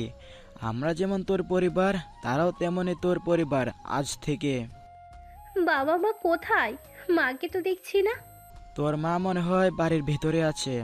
চিন্তা করিস না, তোমাকে আমি সামলে নেব। তুই পৌঁছে গিয়ে আমাকে ফোন দিস। ভালো থাকিস। আল্লাহ হাফেজ। আল্লাহ হাফিজ। গাড়ি চলতে শুরু করলো তার আপন গতিতে। তানিশার বাবা চেয়ে রইল সেদিকে। তাকিয়ে তো থাকবেই, তার অমূল্য রত্ন নিয়ে যাচ্ছে কেউ। এই মুহূর্তটা যেমন একটা মেয়ের জীবনে আসে, ঠিক তেমনই একটা বাবা বুঝতে পারে তার মেয়েকে এত লালন পালন করে অন্যের ঘরে দেওয়াটা কতটা কষ্টের। প্রত্যেকটা মেয়েকে এমন একটা সময়ের মুখোমুখি হতে হবে। গাড়ি এসে থামলো চৌধুরী বাড়ির সামনে। গাড়ি থামতেই সকলে বউকে নিয়ে ব্যস্ত হয়ে পড়ল। আশা মির্জা তানিশাকে বরণ করে ঘরের ভেতর প্রবেশ করালেন। তারপর তানিশাকে নিয়ে সোফায় বসিয়ে দিলেন। অস্বস্তি লাগছে তোমার তানিশা? না। সত্যি বলো, অচেনা জায়গায় একটু অস্বস্তি লাগবেই, মানিয়ে নাও প্লিজ, ধীরে ধীরে সব ঠিক হয়ে যাবে। হুম। বউ এসেছে শুনে সকলে বউকে দেখতে আসছে। বউকে দেখে কেউ কেউ সুনাম করছে, আবার কেউ কেউ দুর্নাম করছে। কেউ বলছে বউ দেখতে শ্যামলা, আবার কেউ বা বলছে বউ শ্যামলা তো কি হয়েছে, দেখেছো মুখটা কি মায়াবী। কেউ বলছে বউটা একটু খাটো, কেউ বলছে বউটার একটু নাক বোচা। এটাই আমাদের সমাজের নিয়ম। আমাদের সমাজে এমন কিছু মানুষ আছে যারা ছোট করতে পছন্দ করে, যাদের তা জেনে নিন্দা করা। তারা কখনো আপন পর দেখে না, তারা মনে করে তারা যেটা করছে সেটাই ঠিক। আপনারা আমার ছেলের বউকে দেখতে এসেছেন, বউকে দেখে সুন্দর করে চলে যাবেন। আপনাদের কেউ বিচার করতে পারেনি আমার ছেলের বউ দেখতে কেমন। এগুলো নিয়ে না কথা বললে আমি খুব খুশি হব। আশা মির্জার কথা শুনে অনেকে খুশি হলো, কেউ বা আবার মুখ বেজার করলো। অন্যদিকে তানিশা যেন স্বস্তির নিঃশ্বাস ফেলল। একটুখানি সহ্য করে নাও, বেশি সময় লাগবে না, কিছু নিয়ম পালন করবে। আমি জানি তুমি অনেক দূর থেকে জার্নি করে এসেছো, তোমার খারাপ লাগছে, সারাদিন এমন করে থেকেছো, একটু অস্বস্তি হবে, তবুও বলবো একটু মানিয়ে নাও। না মা, সমস্যা নেই, আমি ম্যানেজ করে নিব। আসলে আমাকে একটু আব্বুর কাছে ফোন দিতে হবে, আপুর সাথে একটু কথা বলবো। তারা, তুই এইভাবে এখানে বসে আছিস কেন? যা তাড়াতাড়ি ফ্রেশ হয়ে নে, ফ্রেশ হয়ে তোর ভাবিকে রুমে নিয়ে যা। জি আম্মু। তারা ফ্রেশ হতে চলে গেল। অন্যদিকে সব নিয়ম কানুন মেনে তানিশাকে আকাশের রুমে বসিয়ে দিয়ে আসা হলো। তানিশাকে রুমে দিয়ে যেতে তানিশা তাড়াতাড়ি করে তার ফোন দিয়ে তার বাবাকে ফোন করলো। হ্যালো বাবা, আমি ঠিকমতো এসে পৌঁছেছি, তুমি চিন্তা করো না। ওষুধ খেয়ে ঘুমিয়ে পড়ো তাড়াতাড়ি, অনেক রাত হয়ে গেছে। মা কি করছে? হ্যাঁ, ঘুমিয়ে পড়বে এখন, তোমার মা ঘুমিয়ে আছে। আচ্ছা বাবা, তাহলে তুমিও ঘুমিয়ে পড়ো, এখন রাখি, আল্লাহ হাফিজ। ঠিক আছে, আল্লাহ হাফেজ। তানিশার বাবা হয়তো এই কারণে জেগেছিল, মেয়ে ফোন করবে ঠিকমতো পৌঁছেছে কিনা তা জানার জন্য। এখন সে নিশ্চিন্তে একটু ঘুমাবে। আজকে তার বুকের বাঁ পাশটা কেমন যেন খালি খালি লাগছে। তানিশা ফোন রাখতে তার ঘরে তারা প্রবেশ করলো। ভাবি তুমি এখনো ওইভাবে বসে আছো? যাও ফ্রেশ হয়ে নাও, ফ্রেশ হয়ে সুতিয়ে একটা শাড়ি পরে নাও। শাড়ি তো পরবো, কিন্তু আমার লাগেজটা কই? তোমার লাগেজ, তোমার লাগেজ। বলতে বলতে তারা এদিক ওদিক তাকাচ্ছিল। হঠাৎ দেখলো ঘরের এক কোণ একটা লাগেজ। ওই তো, ওইটাই মনে হয় তোমার লাগে, তাই না? হুম। তুমি ওয়াশরুমে যাও ফ্রেশ হতে, আমি তোমার সব জিনিসপত্র বের করছি। হুম। তানিশা ফ্রেশ হতে চলে গেল। তারা লাগেজ থেকে তার সব প্রয়োজনীয় জিনিস বের করে রাখলো। তানিশা ফ্রেশ হয়ে বের হতে তারা তার দিকে সবকিছু এগিয়ে দিল। তানিশা সবকিছু পড়ে নিতেই তারা তাকে বিছানায় সুন্দর করে বসিয়ে রুম থেকে বেরিয়ে গেল। তানিশা বাহির থেকে স্পষ্ট সবার আওয়াজ শুনতে পাচ্ছে। সবাই রাফাতের সাথে তর্ক করছে। রাফাতকে টাকা ছাড়া বাসর ঘরে ঢুকতে দেবে না। এত টাকা কই পাবো বলো? এত টাকা কই, মাত্র 50,000 টাকা চেয়েছি। এই সামান্য টাকা তো হাতের ময়লা, ময়লা ভেবে জেরে ফেলে টাকাগুলো, তাহলে তো সমস্যা হয় না। সামান্য টাকা 50,000 তোদের কাছে সামান্য মনে হলে আমাদের কাছে অনেক কিছু। তাহলে তুমি বাইরে থাকো, আজকে আমি ভাবির সাথে থাকবো, ঠিক আছে ভাইয়া? পরি, তুই এদের সাথে যোগ দিয়েছিস? তুই তো আমার আদরের বোন, আজকে ভাইয়ের দিকে থাকবি না? এটা কিন্তু ভারী অন্যায়। অন্যায় কিনা জানি না, তুমি টাকা দিবে, টাকা না দিলে তুমি ঘরে যেতে পারবে না। রাফাতের আর কি করার, অগত্যা সে টাকা দিয়ে রুমে প্রবেশ করলো। টাকা পেয়ে সবাই হৈ হৈ করে উঠল। তারপর যে যার মতো টাকা ভাগ করে নিয়ে চলে গেল যার যার রুমে। রাফাত রুমে প্রবেশ করতেই তানিশার ধুকপুকানি বের হয়ে গেল। রাফাত কিছু না বলে সরাসরি ওয়াশরুমে গিয়ে ফ্রেশ হয়ে বের হয়ে এলো। তানিশা গিয়ে রাফাতকে সালাম করলো। সালাম করতে হবে না, ওঠো। মামি বলে দিয়েছেন তোমাকে সালাম করতে। রাফাত একটু দুষ্টুমি করে বলল, মামি সালাম করতে বলেছে, আর কিছু করতে বলেনি। রাফাতের কথা শুনে তানিশা একটু লজ্জা পেয়ে বলল, ধ্যাত, তারা আমাদের গুরুজন হয়। কী সব বলেন এগুলো? তারা যখন কিছু বলেনি তাহলে আমি শিখিয়ে দেই প্র্যাকটিক্যালি যে বাসারাতে কী করতে হয়। রাফাতের কথা শুনে তানিশার সম্পূর্ণ কায়া কেঁপে উঠল। তারপর আর কি হয় আমি কিছু জানি না বাবা, ওরা যা ইচ্ছা করুক, আপনাদের এত শোনার ইচ্ছা কেন? যান ভাগেন। পরের দিন সকালে নয়ন, কোনো কিছু যেন কমতি না থাকে আমার ভাইয়ের বিয়েতে। সব কিছু ঠিকঠাক চাই আমি। জি স্যার। যখন তখন আমাকে স্যার বলবে না, সবাই সন্দেহ করতে পারে। তারা নাচতে নাচতে নিচে নামছিল। আজকে সে একটু বেশি খুশি, কিন্তু কি কারণে সে জানে না। সে হয়তো জানে না তার এই খুশি বেশিক্ষণ থাকবে না। কিছুক্ষণ পর তার জীবনে একটা বড় ঝড় এসে সবকিছু উলটপালট করে দেবে। তারা মা, এদিকে আয় তো। জি ফুপিমণি, কিছু বলবে? তোর ভাবির রুমে যা, গিয়ে বল কিছুক্ষণ পর পার্লারের লোক আসবে তাকে সাজাতে। সেখান থেকে তুইও সেজে নিস, তোর কথাও বলা আছে। ঠিক আছে। তারা নাচতে নাচতে আবার রাফাতের রুমের দিকে গেল। ভাবি, তানিশা রুমে শুয়েছিল, তারার কথা শুনে উঠে বসলো। হ্যাঁ বলো। ফুপিমণি তোমাকে সব কিছু গুছিয়ে নিতে বললো, কিছুক্ষণ পর পার্লারের লোক তোমাকে সাজাতে আসবে। ও, আমার মোটামুটি সব কিছু গোছানোই আছে। ওনারা আসলেই আমি সাজতে বসে যাব। ঠিক আছে, তাহলে আমি গিয়ে আমার সব কিছু রেডি করি। ঠিক আছে, তুমিও যাও, আবার তাড়াতাড়ি এসো। আমার একা একা ভালো লাগছে না। এই যাব আর এই আসবো, বেশি সময় লাগবে না। বলে তারা দৌড়ে চলে গেল। পিছন থেকে তানিশা ডেকে বলল, ধীরে ধীরে যাও, পড়ে গিয়ে ব্যথা পাবে তো। তারা পিছনে কার কথা, সে দৌড়ে চলে গেল। সন্ধ্যায় সকলে চলে এসেছে রিসেপশন পার্টিতে। সবাই শুধু বউ আসার অপেক্ষা করছে। আকাশ আর রাফাত এক সাইডে দাঁড়িয়ে কথা বলছে দুজনে। ঠিক সেই সময় তারা আর তানিশা সিঁড়ি দিয়ে নামতেই তাদের উপর লাইট পড়লো। দুজনের কথা বলতে বলতে সিঁড়ির দিকে তাকাতেই আকাশ আর রাফাতের হার্টবিট মিস হয়ে গেল। তানিশা খয়েরি রঙের লেহেঙ্গা পরেছে, সাথে ভারী গহনা। তানিশাকে দেখে রাফাতের বুকের ভেতর ধুকপুক করছে। অন্যদিকে তার আগে দেখে আকাশের অবস্থা নাজেহাল। তারা হোয়াইট রঙের একটা গাউন পরেছে, সাথে তার লম্বা চুলগুলো হালকা কার্ল করে ছেড়ে দেয়া, ঠোঁটে হালকা পিঙ্ক কালারের লিপস্টিক, মুখে হালকা মেকআপ, কপালের ছোট্ট স্টোনের টিপ। আকাশ দূর থেকে দাঁড়িয়ে তারা কি লক্ষ্য করছে। রাফাতে ধীরে ধীরে এগিয়ে গিয়ে তানিশার সামনে নিজের হাত রাখলো। তানিশা ধীরে ধীরে তার হাতটা রাফাতের হাতে রাখলো। সাথে সাথে সকলে তালি দিয়ে উঠল। তালির শব্দে আকাশের ঘোর কেটে গেল। সে নিজেকে বোঝালো, তারা এখনো অনেক ছোট, আর কিছু বছর তোকে অপেক্ষা করতে হবে আকাশ, বেশি না, আর একটু ধৈর্য ধরতে হবে। এত বছর ধৈর্য ধরলি, আর একটা বছর ধৈর্য ধরতে পারবি না? তারা দুজনে গিয়ে বরবইয়ের জন্য স্টেজে থাকা আসনে বসে পড়ল। একে একে সবাই তাদের দুজনের সাথে ছবি উঠতে আরম্ভ করলো। তানিশার চোখ দুটো তার আপন মানুষদের খুঁজছে। হঠাৎ দেখলো গেটে দিয়ে তানিশার বাবা মা ভেতরে আসছে।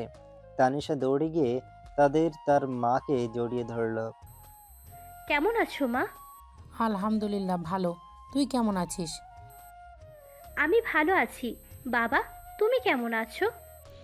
এতক্ষণ ভালো ছিলাম না, এখন তোকে দেখিয়ে ভালো আছি। তোমাদের খুব মিস করছি। আমরা দুজনেও তোকে খুব মিস করছি। আরাপ এসে তাদের সকলের সাথে কথা বলল। তারপর আবার স্টেজে গিয়ে বসলো। তারা দুজনে শুরু হলো আবার ছবি তোলা। অন্যদিকে আকাশের পিছনে সেদিনের সেই মেয়েটা শুধু গা ঘাসার চেষ্টা করছে। আকাশের প্রচুর বিরক্ত লাগছে, কিন্তু কিছু বলতে পারছে না, তার ভাবির চাচাতো বোন হয় দেখে। ভাইয়া কেমন আছেন? আমি ভালো আছি আপু, আমার একটু কাজ ছিল, আপনার সাথে আমি পরে কথা বলছি। আকাশ কোনো মতে মেয়েটাকে এড়িয়ে চলে গেল। অন্যদিকে তারা এদিক ওদিক ঘোরাফেরা করছে একা একা। তারা এই সুন্দর যে কারো নজর পড়েছে। তারা এদিক ওদিক ঘোরাফেরা করছিল, তখন তার মা সাবিনা তারাকে ডাক দিয়ে বলল, তারা শোন তো, এদিকে আয়। হ্যাঁ আম্মু, কিছু বলবে? তোর ফুপির রুমে দেখ, বিছানার উপরে একটা ডালা আছে, হলুদ কালারের ডালা, সেটা নিয়ে আয়। একটু তাড়াতাড়ি নিয়ে আসিস মা। ঠিক আছে, আমি যাব আর আসবো। তারা রুমে যাচ্ছিল আর তাকে কেউ ফলো করছিল। তারা রুমে গিয়ে বিছানা থেকে ডালাটা হাতে নিতে হঠাৎ পেছন থেকে দরজা আটকানোর শব্দ পেল। তারা পিছনে তাকিয়ে দেখলো একটা ছেলে দরজা আটকে দিয়েছে। তারা কিছুটা ভয় পেয়ে বলল, আপনি কে আর এইভাবে দরজা আটকে দিয়েছেন কেন? দরজা খুলুন বলছি। এত রাগ করছো কেন? একটু শুদ্ধ চুয়ে দেবো, বেশি কিছু করবা না তো। বলেই ছেলেটা বিশ্রী একটা হাসি দিল। তারার সেই হাসি দেখে সমস্ত শরীর গুলিয়ে এলো। আপনাকে বলছি দরজা খুলেন। এসব কি ধরনের অসভ্যতামি? আমি বাড়িতে সবাইকে বলে দিব কিন্তু। দরজা খোলেন বলছি। তার আগে আর কিছু বলতে না দিয়ে ছেলেটি তারার হাত ধরল। তারা তার হাত ছাড়ানোর জন্য চেষ্টা করতে লাগলো। তারা নিজেকে বাঁচানোর জন্য হাত পা ছুটাছুটি করতে লাগলো। অন্যদিকে আকাশ তারাকে দেখছে, না দেখে তাকে খুঁজতে লাগলো। কখন থেকে আকাশ তার আগে দেখে না। তার কেমন যেন ছটফট লাগছে, মনে হচ্ছে তারার সাথে কিছু একটা ঘটছে। তার অস্থির অস্থির লাগছে। হঠাৎ সাবিনা কি দেখে আকাশ তার কাছে গিয়ে বলল, মামি, হুম, বল বাবা। তারাকে দেখেছেন? ওকে সেই কখন থেকে খুঁজছি কিন্তু পাচ্ছি না। আর বলো না, মেয়েটাকে সেই কখন একটা কাজ করতে পাঠিয়েছি, এখনও আসছে না। তারা কোথায় মামি? কখন ওকে আপার রুমে পাঠিয়েছি একটা ডালা আনতে, সেটা আনতেই এতক্ষণ সময় লাগছে। সাবিনার কথা শুনে আকাশের বুকের ভেতর ধূপ করে উঠল। সে দৌড়ে তার মায়ের রুমের দিকে গেল। আকাশকে দৌড়ে যেতে দেখে সাবিনাও তার পিছু নিল। আকাশ রুমে ধাক্কা দিতে দেখলো দরজা বন্ধ। আকাশ আর কিছু না ভেবে দরজা ভাঙতে লাগলো। দরজা ভাঙতেই দেখতে পেল তারার বিধ্বস্ত চেহারা। ছেলেটা আকাশকে দেখে তারাকে ছেড়ে দিল। তারা ছাড়া পেয়ে দৌড়ে আকাশকে জড়িয়ে ধরল। আকাশের চোখ লাল হয়ে গেছে, যেন চোখ দিয়ে লাল রক্ত ঝরছে। আকাশ তারাকে নিজের থেকে ছাড়িয়ে নিয়ে তারাকে ভালো করে দেখতে লাগলো। গাউনের হাতা ছিঁড়ে গেছে, কাজল লেপটে গেছে, চোখ মুখের অবস্থা নাজেহাল। আকাশ আর কিছু দেখতে পারল না। তারাকে দেখে চোখ বন্ধ করে দিল। আকাশ চোখ বন্ধ করতেই তার চোখ দিয়ে এক ফোঁটা পানি পড়ল। অন্যদিকে সাবিনা মেয়ের এই অবস্থা দেখে কান্নাকাটি শুরু করে দিল। কান্নার শব্দ পেয়ে সকলে উপরে চলে আসলো। আকাশ তারাকে সাবিনার কাছে দিয়ে ছেলেটির দিকে এগিয়ে গেল। ছেলেটিকে কিছু বলতে না দিয়ে মারতে লাগলো। ছেলেটিকে মারতে মারতে নিচে নিয়ে আসলো। অন্যদিকে আকাশের এমন হিংস্র রূপ দেখে তারা তার মায়ের বুকে মুখগুলো মারতে মারতে ছেলেটির অবস্থা নাজেহাল করে দিল। ছেলেটির বাবা দৌড়ে এসে ছেলেটিকে আগলে নিল। আমার ছেলেকে হাত তুলেছে, এদের সবাইকে আমি দেখে নেব। রাব্বি সাহেব, আপনার ছেলে কীভাবে আমার ছেলেকে মেরেছে দেখেছেন? আপনাদের সাথে আমার সব ডিল ক্যান্সেল। আপনাদের আমি পথে নামিয়ে ছাড়বো। মাত্র একটা দিনের মধ্যে আমি তোকে পথে নামিয়ে দেব, আর তোর ছেলেকে সহ তোকে মাটিতে পুঁতে রাখবো। কেউ জানতে পারবে না তোদের লাশ কোথায়। কিসের ভয় দেখাচ্ছিস তুই? আমার ছেলেকে এমনি এমনি ওই মেয়ের কাছে গিয়েছে? নিশ্চয়ই ওই মেয়ে আমার ছেলেকে উস্কানি দিয়েছে, তাই আমার ছেলে ওর কাছে গিয়েছে। তারার বাবা আবির মির্জা মেয়ের নামে এমন কথা শুনে চোখ বন্ধ করে নিলেন। লোকটির এমন কথা শুনে আশেপাশের সকলে কানাঘুষা করতে লাগলো। পাশ থেকে একজন মহিলা বলে উঠল, একটা ছেলে তো এমনি এমনি এমন করবে না, নিশ্চয়ই মেয়েটি কিছু বলেছে। লোকটা ঠিকই বলেছে। ঠিক বলেছেন আপা, এখনকার যুগের বড় লোকের মেয়েগুলোকেও শৃঙ্খল হয়। এমন মেয়েদের বিয়ে করবে কে? ছি। এদের আবার বিয়ে করা লাগে নাকি আপা? এদের বিয়ে না করলেও চলে। মহিলাগুলোর এমন কথা আকাশের কানে আসতে আকাশ হুঙ্কার দিয়ে উঠল, আপনারা দাওয়াত খেতে এসেছেন, ভদ্র মানুষের মতো দাওয়াত খেয়ে চলে যাবেন। আমাদের ফ্যামিলি ম্যাটার, আপনাদের কোনো চিন্তা করতে হবে না এই বিষয় নিয়ে। আর বিয়ের কথা বলছেন না, ওকে এই মুহূর্তে সবার সামনে আমি বিয়ে করব। ভাইয়া, বলো ভাই। 5 মিনিটের মধ্যে আমি কাজই দেখতে চাই আমার সামনে। আকাশের এমন সিদ্ধান্তে সবাই চমকে গেলেও কেউ কিছু বলল না। এমনটা হওয়ারই ছিল, তাহলে সেটা না হয় আজকেই হয়ে গেল, ক্ষতি কি? তাতে এতে মেয়েটার সম্মান বাঁচবে। চোখের পলকে তারা আর আকাশের বিয়ে হয়ে গেল। কবুল বলার সাথে সাথে তারা অজ্ঞান হয়ে পড়ে গেল। আপনারা সবাই আসতে পারেন এখন। আর অত্যন্ত দুঃখিত এমন একটা সিচুয়েশনের জন্য। অনুষ্ঠান আজকে এখানেই শেষ, আপনারা যে যার বাড়িতে চলে যেতে পারেন। একে একে সবাই চলে যেতে লাগলো।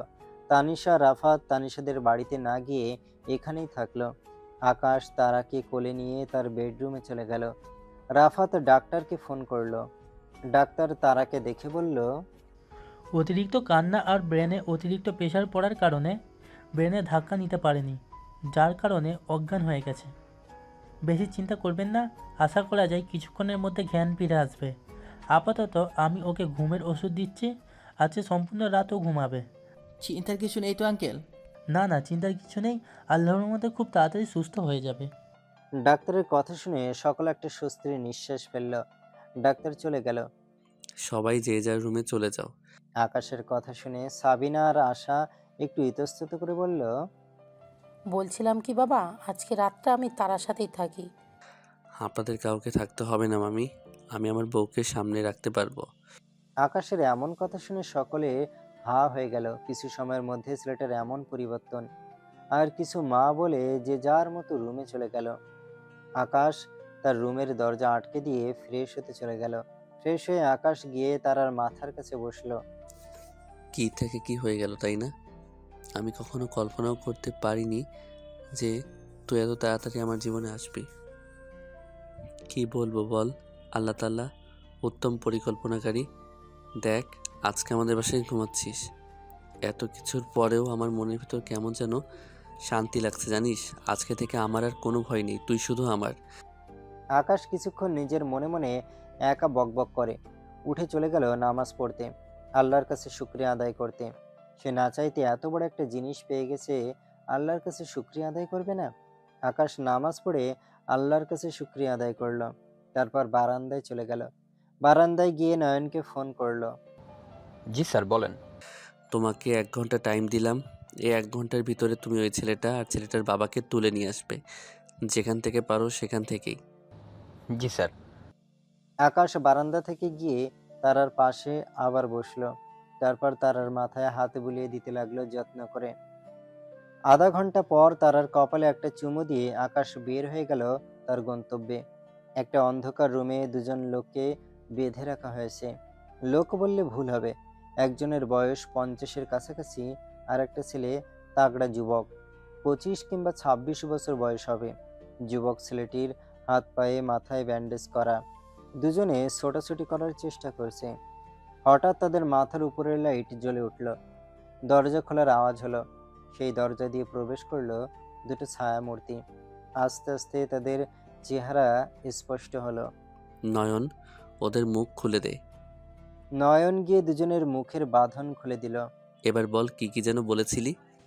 আমাদের এভাবে ধরে নিয়ে আসার মানে কি? তুই আমার ক্ষমতা সম্পর্কে জানিস না। তুই আমার ক্ষমতা সম্পর্কে কি জানিস সেটা আগে বল। কারো সম্পর্কে না জেনে এমন বলা ঠিক না। বলে আকাশ ছেলেটার হাত মুচড়ে ধরল। এই, আমার ছেলেকে এভাবে হাত মোচড়ে ধরেছিস কেন? ছাড় বলছো ওকে। একবার আমি এখান থেকে ছাড়া পাই, তারপরে আমিও তোকে দেখে নেব। তুই আমাকে কি দেখবি বল, তার আগে আমি তোকে দেখে নেব। তোকে আমি খুন করলেও কেউ কিচ্ছু বলার সাহস পাবে না আমাকে। তুই কে এমন? কারোর সাথে লাগতে আসলে অবশ্যই তার আগে তার সম্পর্কে জেনে নিতে হয়। তুই কিসের এত বাহাদুরি দেখাস? আমাদের হাত পা বেঁধে নিয়ে বাহাদুরি দেখাচ্ছিস কাপুরুষের মতো। ছেলেটির কাপুরুষের মতো কথা শুনে আকাশের মাথায় রক্ত উঠে গেল। আকাশের হাতে থাকা ছুরিটা ছেলেটির হাতে গেঁথে দিল। সাথে সাথে ছেলেটি চিৎকার করে উঠল। আচ্ছা, আমি তোদের কিছু বলি। তোরা বাপ ছেলে মিলে নারী পাচার, ড্রাগ, অবৈধ ব্যবসা করিস, কিন্তু লোকচক্ষুর আড়ালে তোদের সবাই ভালো মানুষ বলেই চেনে। এই অবৈধ টাকা দিয়ে পুলিশ, মন্ত্রী, এমপি এদের হাতে রাখিস। আরও কিছু বলবো নাকি? সত্যি করে বল তুই কে? তার কথা শুনে পিছন থেকে নয়ন বলে উঠল, স্যার, আমি বলছি, আপনি একটু চুপ থাকেন। আপনি নিশ্চয়ই ক্লান্ত হয়ে গেছেন এত কথা বলতে বলতে। আমাকে একটু বলতে দিন। শোন, এটিকে কখনো দেখেছিস তোরা? ও সরি, তোরা কেমন করে দেখবি? তাকে তো এখন পর্যন্ত কেউই দেখেনি। হেয়ালি না করে সরাসরি বল। এত হাইপার হচ্ছিস কেন? সম্পূর্ণ কথা আগে শুনবি তো। এই হচ্ছে সেই এটি। কাকে তুই ভয় দেখাচ্ছিলি বল? তোর মতো ব্যবসায়ীকে 100 বার কেনার মতো ক্ষমতা তার আছে। নয়নের কথা শুনে ছেলেটি আর তার বাবা দুজনে এবার একটু ভয় পেল। স্যার, আমাদের ভুল হয়ে গেছে, এবারের মতো ছেড়ে দিন। আমরা আর জীবনে খারাপ কাজ করব না। স্যার, ভুল তো সবাই করে, এবার মতো মাফ করে দিন। তোরা যখন নারী পাচার করেছিলি তখন সেই মেয়েদের উপর কি তোদের দয়া হয়েছিল? না, তোদের দয়া হয়নি। তাহলে আমি কেন তোদের দয়া করব?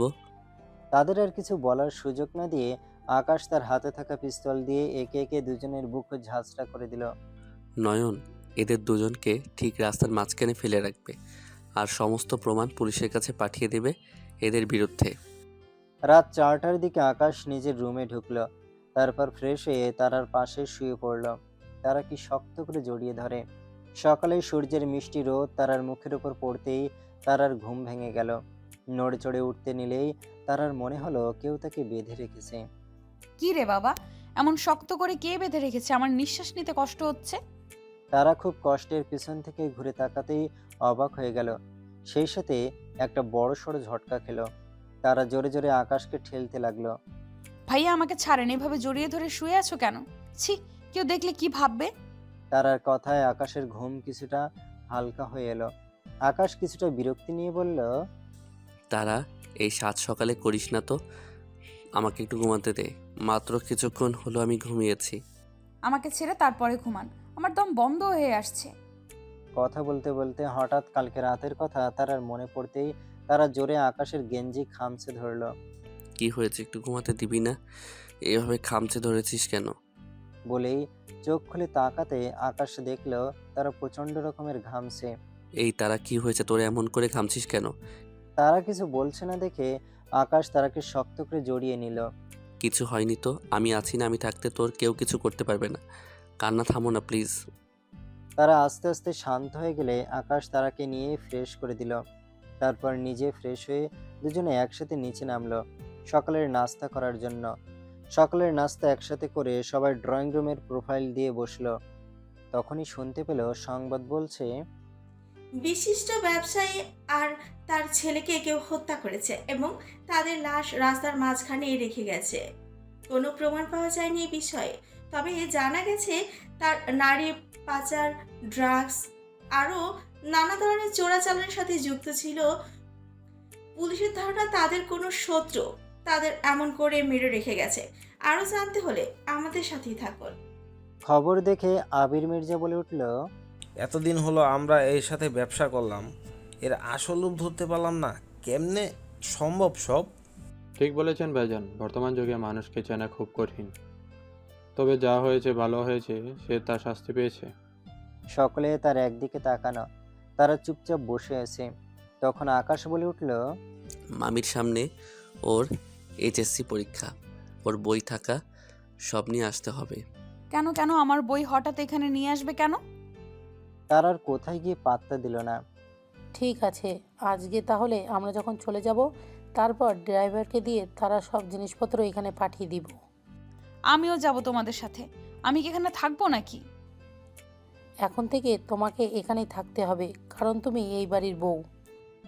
এই বিয়ে আমি মানি না। আমি এখানে থাকবো না, বাড়িতে যাব। মা, এমন করে না, এখন থেকে তোমাকে এখানেই থাকতে হবে। যখন তোমার মনে হবে আমি বাবা মাকে দেখবো, তখন তুমি সাথে সাথে চলে যাবে, তোমাকে কেউ না করবে না। আশা মির্জার কথা শুনে তারা কাঁদতে কাঁদতে দৌড়ে রুমে চলে গেল। মামি, আপনারা চিন্তা করবেন না, আমি সব বুঝিয়ে দেব ওকে। আকাশ তারার পিছনে পিছনে গেল। দেখলো তারা বিছানায় শুয়ে থেকে কান্না করছে। আকাশ গিয়ে তার কাঁধে হাত রাখলো। আমি এই বিয়ে মানি না, আমি এখানে থাকবো না। তারার কথা শুনে আকাশের কলিজা যেন কেউ ছিঁড়ে নিয়ে যাচ্ছে এমন অনুভূতি হচ্ছে। তবুও সে নিজেকে সামলে নিয়ে বলল, ঠিক আছে, তোকে এই বিয়ে মানতে হবে না। আমি সবাইকে বুঝিয়ে বলবো, কিছুদিন সময় দে আমাকে। আকাশের কথা শুনে তারা কিছুটা শান্ত। সময় কখনো থেমে থাকে না, নিজের মতো করে আপন গতিতে চলে। দেখতে দেখতে কেটে গেছে আর 2 মাস। আর কিছুদিন পরেই তাদের পরীক্ষা শুরু হবে। আকাশ অফিস সাথে তারার পড়াশোনা দুয়েকে সামলে সে। বাড়িতে ছিলাম, ভালো ছিলাম। এখানে এই বান্দরের কাছে এসে আমাকে শুধু পড়তে হয় দিনরাত 24 ঘন্টা। আমাকে একটুও শান্তি দেয় না। একা একাই বিড়বিড় করছিল তারা। কিরে, তোর পড়া কতদূর হয়েছে? আকাশের কথায় তারা চমকে উঠল। আপনি কখন আসলেন? তুই যখন আমাকে গালমন্দ করছিলিস তখন এসেছি আমি। এখন চুপচাপ আমাকে পড়াতে, আমি যা যা পড়া তোকে দিয়ে গিয়েছিলাম। আকাশ একে একে সব পড়া ধরলো। কিছু পড়া তারার এখনো ভালোভাবে হয়নি। সারাদিন কি করিস, এই কয়েকটা পড়া দিয়ে গেছি, তাও তার মধ্যে কিছু ভালোভাবে পারিস না? আমি না তোমার বউ? বউকে মানুষ এইভাবে পড়ায়? বউকে তো আদর করে। তার আর মনে নেই সে এগুলো কি বলছে। তারার কথা শুনে আকাশ চমকে গেল। আমাকে দেখেছিস, আমি সব জায়গায় ফার্স্ট হয়েছি, আর তুই ফার্স্ট বয়ের বউ হয়ে যদি ফেল করিস তাহলে আমার মান সম্মান কোথায় থাকবে? আমার পড়াশোনা করতে ভালো লাগে না। তাহলে কি ছেলে মেয়ে পয়দা করবে? দরকার হলে তাই করব, কিন্তু আমার পড়াশোনা করতে একদম ভালো লাগে না। তোকে ছেলে মেয়ে পয়দা করাবো, দাঁড়া। একটা চর মেরে না গাল ফাটিয়ে দেব। বেশি পেকে গেছিস, সামনে পরীক্ষা আর মাত্র কিছুদিন বাকি। এখন এসব মাথা থেকে ঝেড়ে ঠিকঠাক মতো পড়। আকাশের ধমক শুনে তারা চুপচাপ পড়তে লাগলো। দেখতে দেখতে তারার পরীক্ষা শেষ। আজকেই তারার লাস্ট পরীক্ষা হলো। পড়াচোর তারা যেন হাঁপ ছেড়ে বাঁচল। তারা কলেজ গেট থেকে বের হতে হতে দেখতে পেল আকাশ গাড়ি নিয়ে দাঁড়িয়ে আছে। তারা চুপচাপ গিয়ে গাড়িতে বসে পড়ল। আল্লাহ বাঁচাই গেল, সব পরীক্ষা শেষ। এখন কি যে শান্তি লাগছে। এত কষ্ট করে আমি পড়িয়েছি, যদি প্লাস না আসে তাহলে তোর কপালে দুঃখ আছে, দেখিস। আকাশের কথা শুনে তারা মনে মনে বলল, পরীক্ষাটা শেষ হয়েছে, শান্তি মতো একটু রিল্যাক্স করতে দেবে তা না, শুরু হয়ে গেছে এর ডায়লগ। ইয়া মাবুদ, আমাকে একটু বাঁচাও, আর ভাল লাগে না এত প্যারা। কিছু বললি? কি আর করমু, কিছুই না। তাড়াতাড়ি বাসায় চলেন, সবাই আমাদের জন্য ওয়েট করছে। কিছু সময়ের মধ্যে তারা দুজনে বাড়িতে উপস্থিত হলো। কি রে, এসেছিস? আসতে এত দেরি হলো কেন? আমাদের দেশের রাস্তার অবস্থা কেমন তা কি তোমাকে আবার বলতে হবে নতুন করে? যা তাড়াতাড়ি রেডি হয়ে আয়। তোমরা যাও, আমি যাব না। আর তারাও যেতে পারবে না, তোমাদের তো আগে থেকে আমি বলছি। এটা কেমন কথা? তারার পরীক্ষা শেষ, এখন একটু ঘোরাফেরা করবে, আর আপনিও কি দিয়ে দেবেন না? ভাবি আপনারা সবাই যান।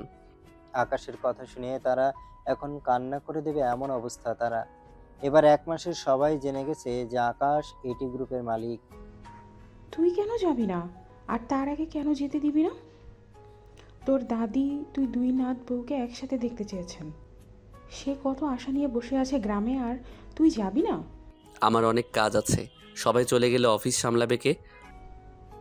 অফিসের কাজ ঘরে বসেও করা যায়, আমার সাথে বেশি তর্কে করবি না। যা রেডি হয়ে আয় দুজনে। বলছি না আমি যাব না। আকাশের কথা শুনে তারা দৌড়ে তাদের রুমে চলে গেল। দিলে তো মেয়েটাকে মন খারাপ করে। এখন যা, তোরা যা করার কর। তানিশা, যাও রেডি হয়ে এসো, তাড়াতাড়ি এসো সবাই রেডি হয়ে। আকাশ রুমে চলে গেল। রুমে ঢুকতে দেখলো তারা বিছানায় শুয়ে কান্না করছে। যা রেডি হয়ে নে, 3 দিনের বেশি থাকবো না, মাথায় যেন থাকে। আকাশের কথা শুনে তারা কান্না বন্ধ করে লাভ কি বিছানায় উঠে বসলো। আকাশ রাজি হয়েছে, এটাই অনেক। 3 দিন পরে আমার সাথে চলে আসতে হবে, তাড়াতাড়ি জামা কাপড় গুছিয়ে নে। সকলে রেডি হয়ে নিচে নেমে আসলো। আকাশ আর তারা কি নামতে দেখে একটু অবাক হলো সবাই। তানিশা তারার কানে কানে গিয়ে বলল, কি গো, আমার দেবরকে কি এমন বললে যে রাজি হয়ে গেল যেতে? ভাবি রাজি হয়নি তো, বলেছে সেখানে 3 দিন থাকবে, তারপর আবার ওই খারুসের সাথে আবার আসতে হবে। সকলে মিলে রওনা দিলাম ময়মনসিংহের উদ্দেশ্যে। মাঝ রাস্তায় আসতেই আকাশের ফোনে কল এলো। আকাশের তারাকে আবার চলে আসতে হলো না গিয়ে। সারা রাস্তা তারা কান্না করতে করতে এসেছে। তুই যখন আমাকে নিয়ে যাবি না, তাহলে আমাকে কেন আশা দেখালি? রাগের মাথায় তারা বুঝতেই পারলো না আকাশকে সে তুই করে বলছে। তারার কথা শুনে আকাশ রেগে তারাকে একটা জোরে ধমক দিল। চুপ থাক, আর একটা বেশি কথা বলবি আমি তো এক ঝড় মেরে গাল লাল করে দেব। তারা কোনো কথা বলল না, আকাশের ঝাড়ি খেয়ে চুপ করে রইল। আকাশ তার আগে বাড়িতে রেখে তাড়াতাড়ি অফিসে চলে গেল। অফিসের কাজ শেষ করতে করতে প্রায় রাত 10টায় বাড়ি ফিরল আকাশ। রুমে ঢুকতে দেখলো তারাকে যেমন রেখে গেছে তেমন করে বিছানায় শুয়ে ঘুমিয়ে আছে, কোনো কিছুই চেঞ্জ করেনি। চোখের কোণে পানি এখনো জমে আছে, হয়তো এতক্ষণ কান্না করেছে। আকাশেরই বা কি করার ছিল? সে তো যেতে চেয়েছিল, কিন্তু কাজ পড়ায় আবার ফিরে আসতে হলো। তার মায়াপুরী তাকে কেমনে যেতে দেবে? তার মায়াপুরীকে ছাড়া তো তার এক রাত ঘুমই হয় না, সেটা তো এই মেয়ে বোঝে না। আকাশ একটা দীর্ঘশ্বাস ফেলে তারাকে চেঞ্জ করে দিল, ঘর গোছালো, তারপর নিজে ফ্রেশ হয়ে ঘুমের মধ্যে তারাকে খাইয়ে দিল, নিজেও খেয়ে নিল। তারাকে বুকের মধ্যে জড়িয়ে ঘুমিয়ে পড়ল। সকালে তারার আগে ঘুম ভেঙে গেল। ঘুম ভাঙতে দেখলো আকাশ থেকে শক্ত করে জড়িয়ে ধরে আছে। তারা রাগ হলো আকাশের ওপর, জোরে জোরে আকাশকে ধাক্কা দিয়ে নিজে ফ্রেশ হতে চলে গেল। তারা চলে যেতেই আকাশ চোখ খুলে তাকালো। মহারানী হেব্বি রাগ করেছে, এই রাগ অতি সহজে ভাঙবে না। আকাশের চিন্তার মাঝে হঠাৎ তার ফোন বেজে উঠল। ফোনটা হাতে নিয়ে দেখলো তার দাদি ফোন করেছে। ফোন রিসিভ করতে অপর পাশ থেকে ভেসে এলো আকাশ। ফোনটা রাখতেই তারা ওয়াশরুম থেকে বেরিয়ে এলো। কেমন আছো দাদু ভাই? জি ভালো আছি, তুমি কেমন আছেন? আমি তো ভালো আছি, কিন্তু তোমরা কেন এলে না? আসলে আমার হঠাৎ করে কাজ করে গিয়েছিল, যার কারণে আসতে পারিনি দাদি। তুমি আসতে পারোনি তো কি হয়েছে? আমার নাম তোকে পাঠিয়ে দিলে কি এমন হতো? ও তুমি বুঝবে না দাদি, বউকে ছাড়া কি থাকা যায়? না না, বউকে ছাড়া কি থাকা যাবে? তোমার বউ তো তোমার বড় বউয়ের কাছে আসছিল। রাগ করো না দাদি, আমি তাড়াতাড়ি কাজ শেষ করে তোমার নাত বউকে সাথে নিয়ে আসতেছি, তুমি রেডি থেকো। ঠিক আছে। আকাশকে দেখেও না দেখার ভান করে বারান্দায় চলে গেল। আকাশ কিছু না বলে ফ্রেশ হয়ে অফিসের জন্য তৈরি হলো। তাড়াতাড়ি তৈরি হও। তারা কিছু বলছে না দেখে আকাশ আবার বলল, তৈরি যদি না হও তাহলে আমি তোকে তৈরি করে দিব। আকাশের কথায় কাজ হলো। তারা দ্রুত রেডি হয়ে এলো। আকাশ তারাকে নিয়ে তার অফিসে গেল। স্যার আসবো? হ্যাঁ, ভেতরে এসো। আকাশের কথা শুনে হৃদয়ের ভিতর এলো, তোর ম্যাডামের জন্য বিরিয়ানি নিয়ে এসো কিছু। জি স্যার। হৃদয় চলে গেল। তার কিছুক্ষণ পরে পিয়ন এসে তারার সামনে বিরিয়ানির প্যাকেটটা রেখে চলে গেল। তারা বিরিয়ানি দেখে লোভ সামলাতে না পেরে তাড়াতাড়ি খেয়ে নিল। বেচারির অনেক খিদে পেয়েছে। তারার খাওয়ার দিকে এখানে আকাশ তাকিয়েছিল। খেতে খেতে হঠাৎ তারা খেয়াল করলো আকাশ তার দিকে তাকিয়েছে। তারা মুখ ভেঙে দিয়ে অন্যদিকে ঘুরে বসলো। তারা খাবার খাচ্ছিল, তখন একটা মেয়ে তাদের কেবিনে প্রবেশ করলো। কিছু বলবে আদিবা? জি স্যার, এই ফাইলটা একটু ভালো করে দেখে নিন। আদিবা ঘুরে গিয়ে আকাশের চেয়ারের কাছে গিয়ে আকাশের দিকে একটু ঝুঁকে দাঁড়ালো। তা দেখে তারা চোখ বড় বড় করে তাকিয়ে রইল। এই যে স্যার, এখানে সাইন করতে হবে। আদিবা এভাবে কাছে আসায় আকাশের অস্বস্তি হচ্ছিল। তাড়াতাড়ি সাইন করে দিয়ে আদিবাকে কেবিন থেকে বের করে দিল। এদিকে আদিবার আকাশের এত কাছে আসা পছন্দ হয়নি তার। সে ভিতরে ভিতরে ফুঁসছে। আকাশ তার আগে রেখে মিটিং অ্যাটেন্ড করতে গেল। মিটিং থেকে আসতে আসতে প্রায় 5 ঘন্টা সময় লাগলো। কেবিনের ভেতরে এসে দেখে তারা চকলেট খাচ্ছে। চকলেট খাচ্ছিস কেন? এখন তো দুপুরে খাবার খাওয়ার সময়। চকলেট রাখ, আগে খাবার খাও তারপর চকলেট খাস। কখন বাসায় যাব? এখানে আমার আর ভালো লাগছে না। বেশি না, আর কিছু সময়। নয়ন এসে খাবার দিয়ে গেল। নয়ন, আমাকে 1 কাপ করে দিয়ে যাও তো, প্রচণ্ড মাথা ব্যথা করছে। জি স্যার। স্যার আসবো? এসো। স্যার আপনার কফি। আপনি কেন? আমি তো আপনাকে আমার পিএ হিসেবে রাখিনি। আসলে স্যার, নয়ন স্যার একটু কাজে ব্যস্ত আছেন, তাই আমাকে দিয়ে কফি পাঠালেন। ঠিক আছে, এখানে কফি রাখেন। কফিটা রাখতে যাবে টেবিলের উপর, তার আগে ইচ্ছে করে কফিটা আকাশের শরীরের উপর ফেলে দিল। Oh shit. Sorry sir, I am really sorry. আমি ইচ্ছা করে ফেলিনি স্যার। It's okay. আমি মুছে দিচ্ছি। বলে আদিবা টেবিল থেকে টিস্যু নিয়ে মুছে দিতে যাবে, তার আগে তারা চিৎকার করে উঠল। না। তারা চিৎকার শুনে দুজনে তারার দিকে তাকালো। তারা দৌড়ে গিয়ে আদিবার হাত থেকে টিস্যু নিয়ে নিজে মুছে দিতে লাগলো। তারা মুছে দিচ্ছে আর আদিবার দিকে চোখ গরম করে তাকিয়ে আছে। আদিবা চলে যাবে তার আগে তারা তার চুলের মুঠিতে ধরলো। শালা বেহায়া মেয়ে, এই তো তোদের মতো মেয়েদের কারণে আমাদের মতো মেয়েদের সংসার ভেঙে যায়। হারামজাদি, তুই জানোস আকাশ বিয়ে করেছে, তার বউয়ের সামনে তুই তার সাথে রংঢং করতে চাস? বলে চুল ধরে জোরে জোরে টানতে লাগলো। আদিবা চিৎকার করছে শুনে অফিসের সকল স্টাফরা আকাশের কেবিনের সামনে এসে দাঁড়ালো। বেহায়া মেয়েদের কি শরম থাকে? কি করছো তারা? ছাড়ো ওকে। কেন ভালো লাগে তোর? নাকি ও ব্যথা পাচ্ছে দেখে তোর ব্যথা লাগছে? এই কি তুই এক্ষুনি অফিস থেকে বের হয়ে যাবি, না হলে তোর বর তার নিতে আমি দুবার ভাববো না। বলেই তারা চুল ছেড়ে দিল। আদিবাকে আর পায় কে? সে দৌড়ে রুম থেকে বের হয়ে গেল। আদিবা চলে যেতে তারা আকাশের কলার ধরে টানতে টানতে অফিস থেকে বের করে নিয়ে গেল। তারা শান্ত হ, এত রাখছিস কেন? আমার জামাইকে অন্য কেউ টাচ করবে আর আমি মেনে নেব? তারা দুজন বাড়িতে এসে তারা আকাশকে ধাক্কা দিয়ে রুমের ভেতর ফেলে দিল। তারপর দরজা আটকে দিল। আমি আছি, আমাকে কি তোর চোখে পড়ে না? এসব কি বলছিস তারা? তোর মাথা ঠিক আছে? আমার মাথার সব ঠিক আছে। বলেই তারা আকাশের ঠোঁটে ঠোঁট ডুবিয়ে দিল। তারা যেমন কাণ্ডে আকাশ হতভাগ। কিছু সময় যাওয়ার পর আকাশ যখন রেসপন্স করতে লাগলো, তারা ছোটাছুটি করতে শুরু করলো। আকাশ কিছুক্ষণ পরে তারাকে ছেড়ে দিল। তারা লজ্জায় মাথা নিচু করে নিল। তারা উঠে চলে যেতে নিলে আকাশ আটকে বলল, কই যাওয়া হচ্ছে? আমার বুকে আগুন জ্বালিয়ে সে যাবে, এটা আমি কখনোই মানব না। আমি এতদিন চুপচাপ ছিলাম, কিন্তু আমার মায়াপড়ি আমাকে আজকে ধৈর্যহারা করে দিয়েছে। তারা যে আকাশের কথার মানে বুঝে না এমনটা নয়।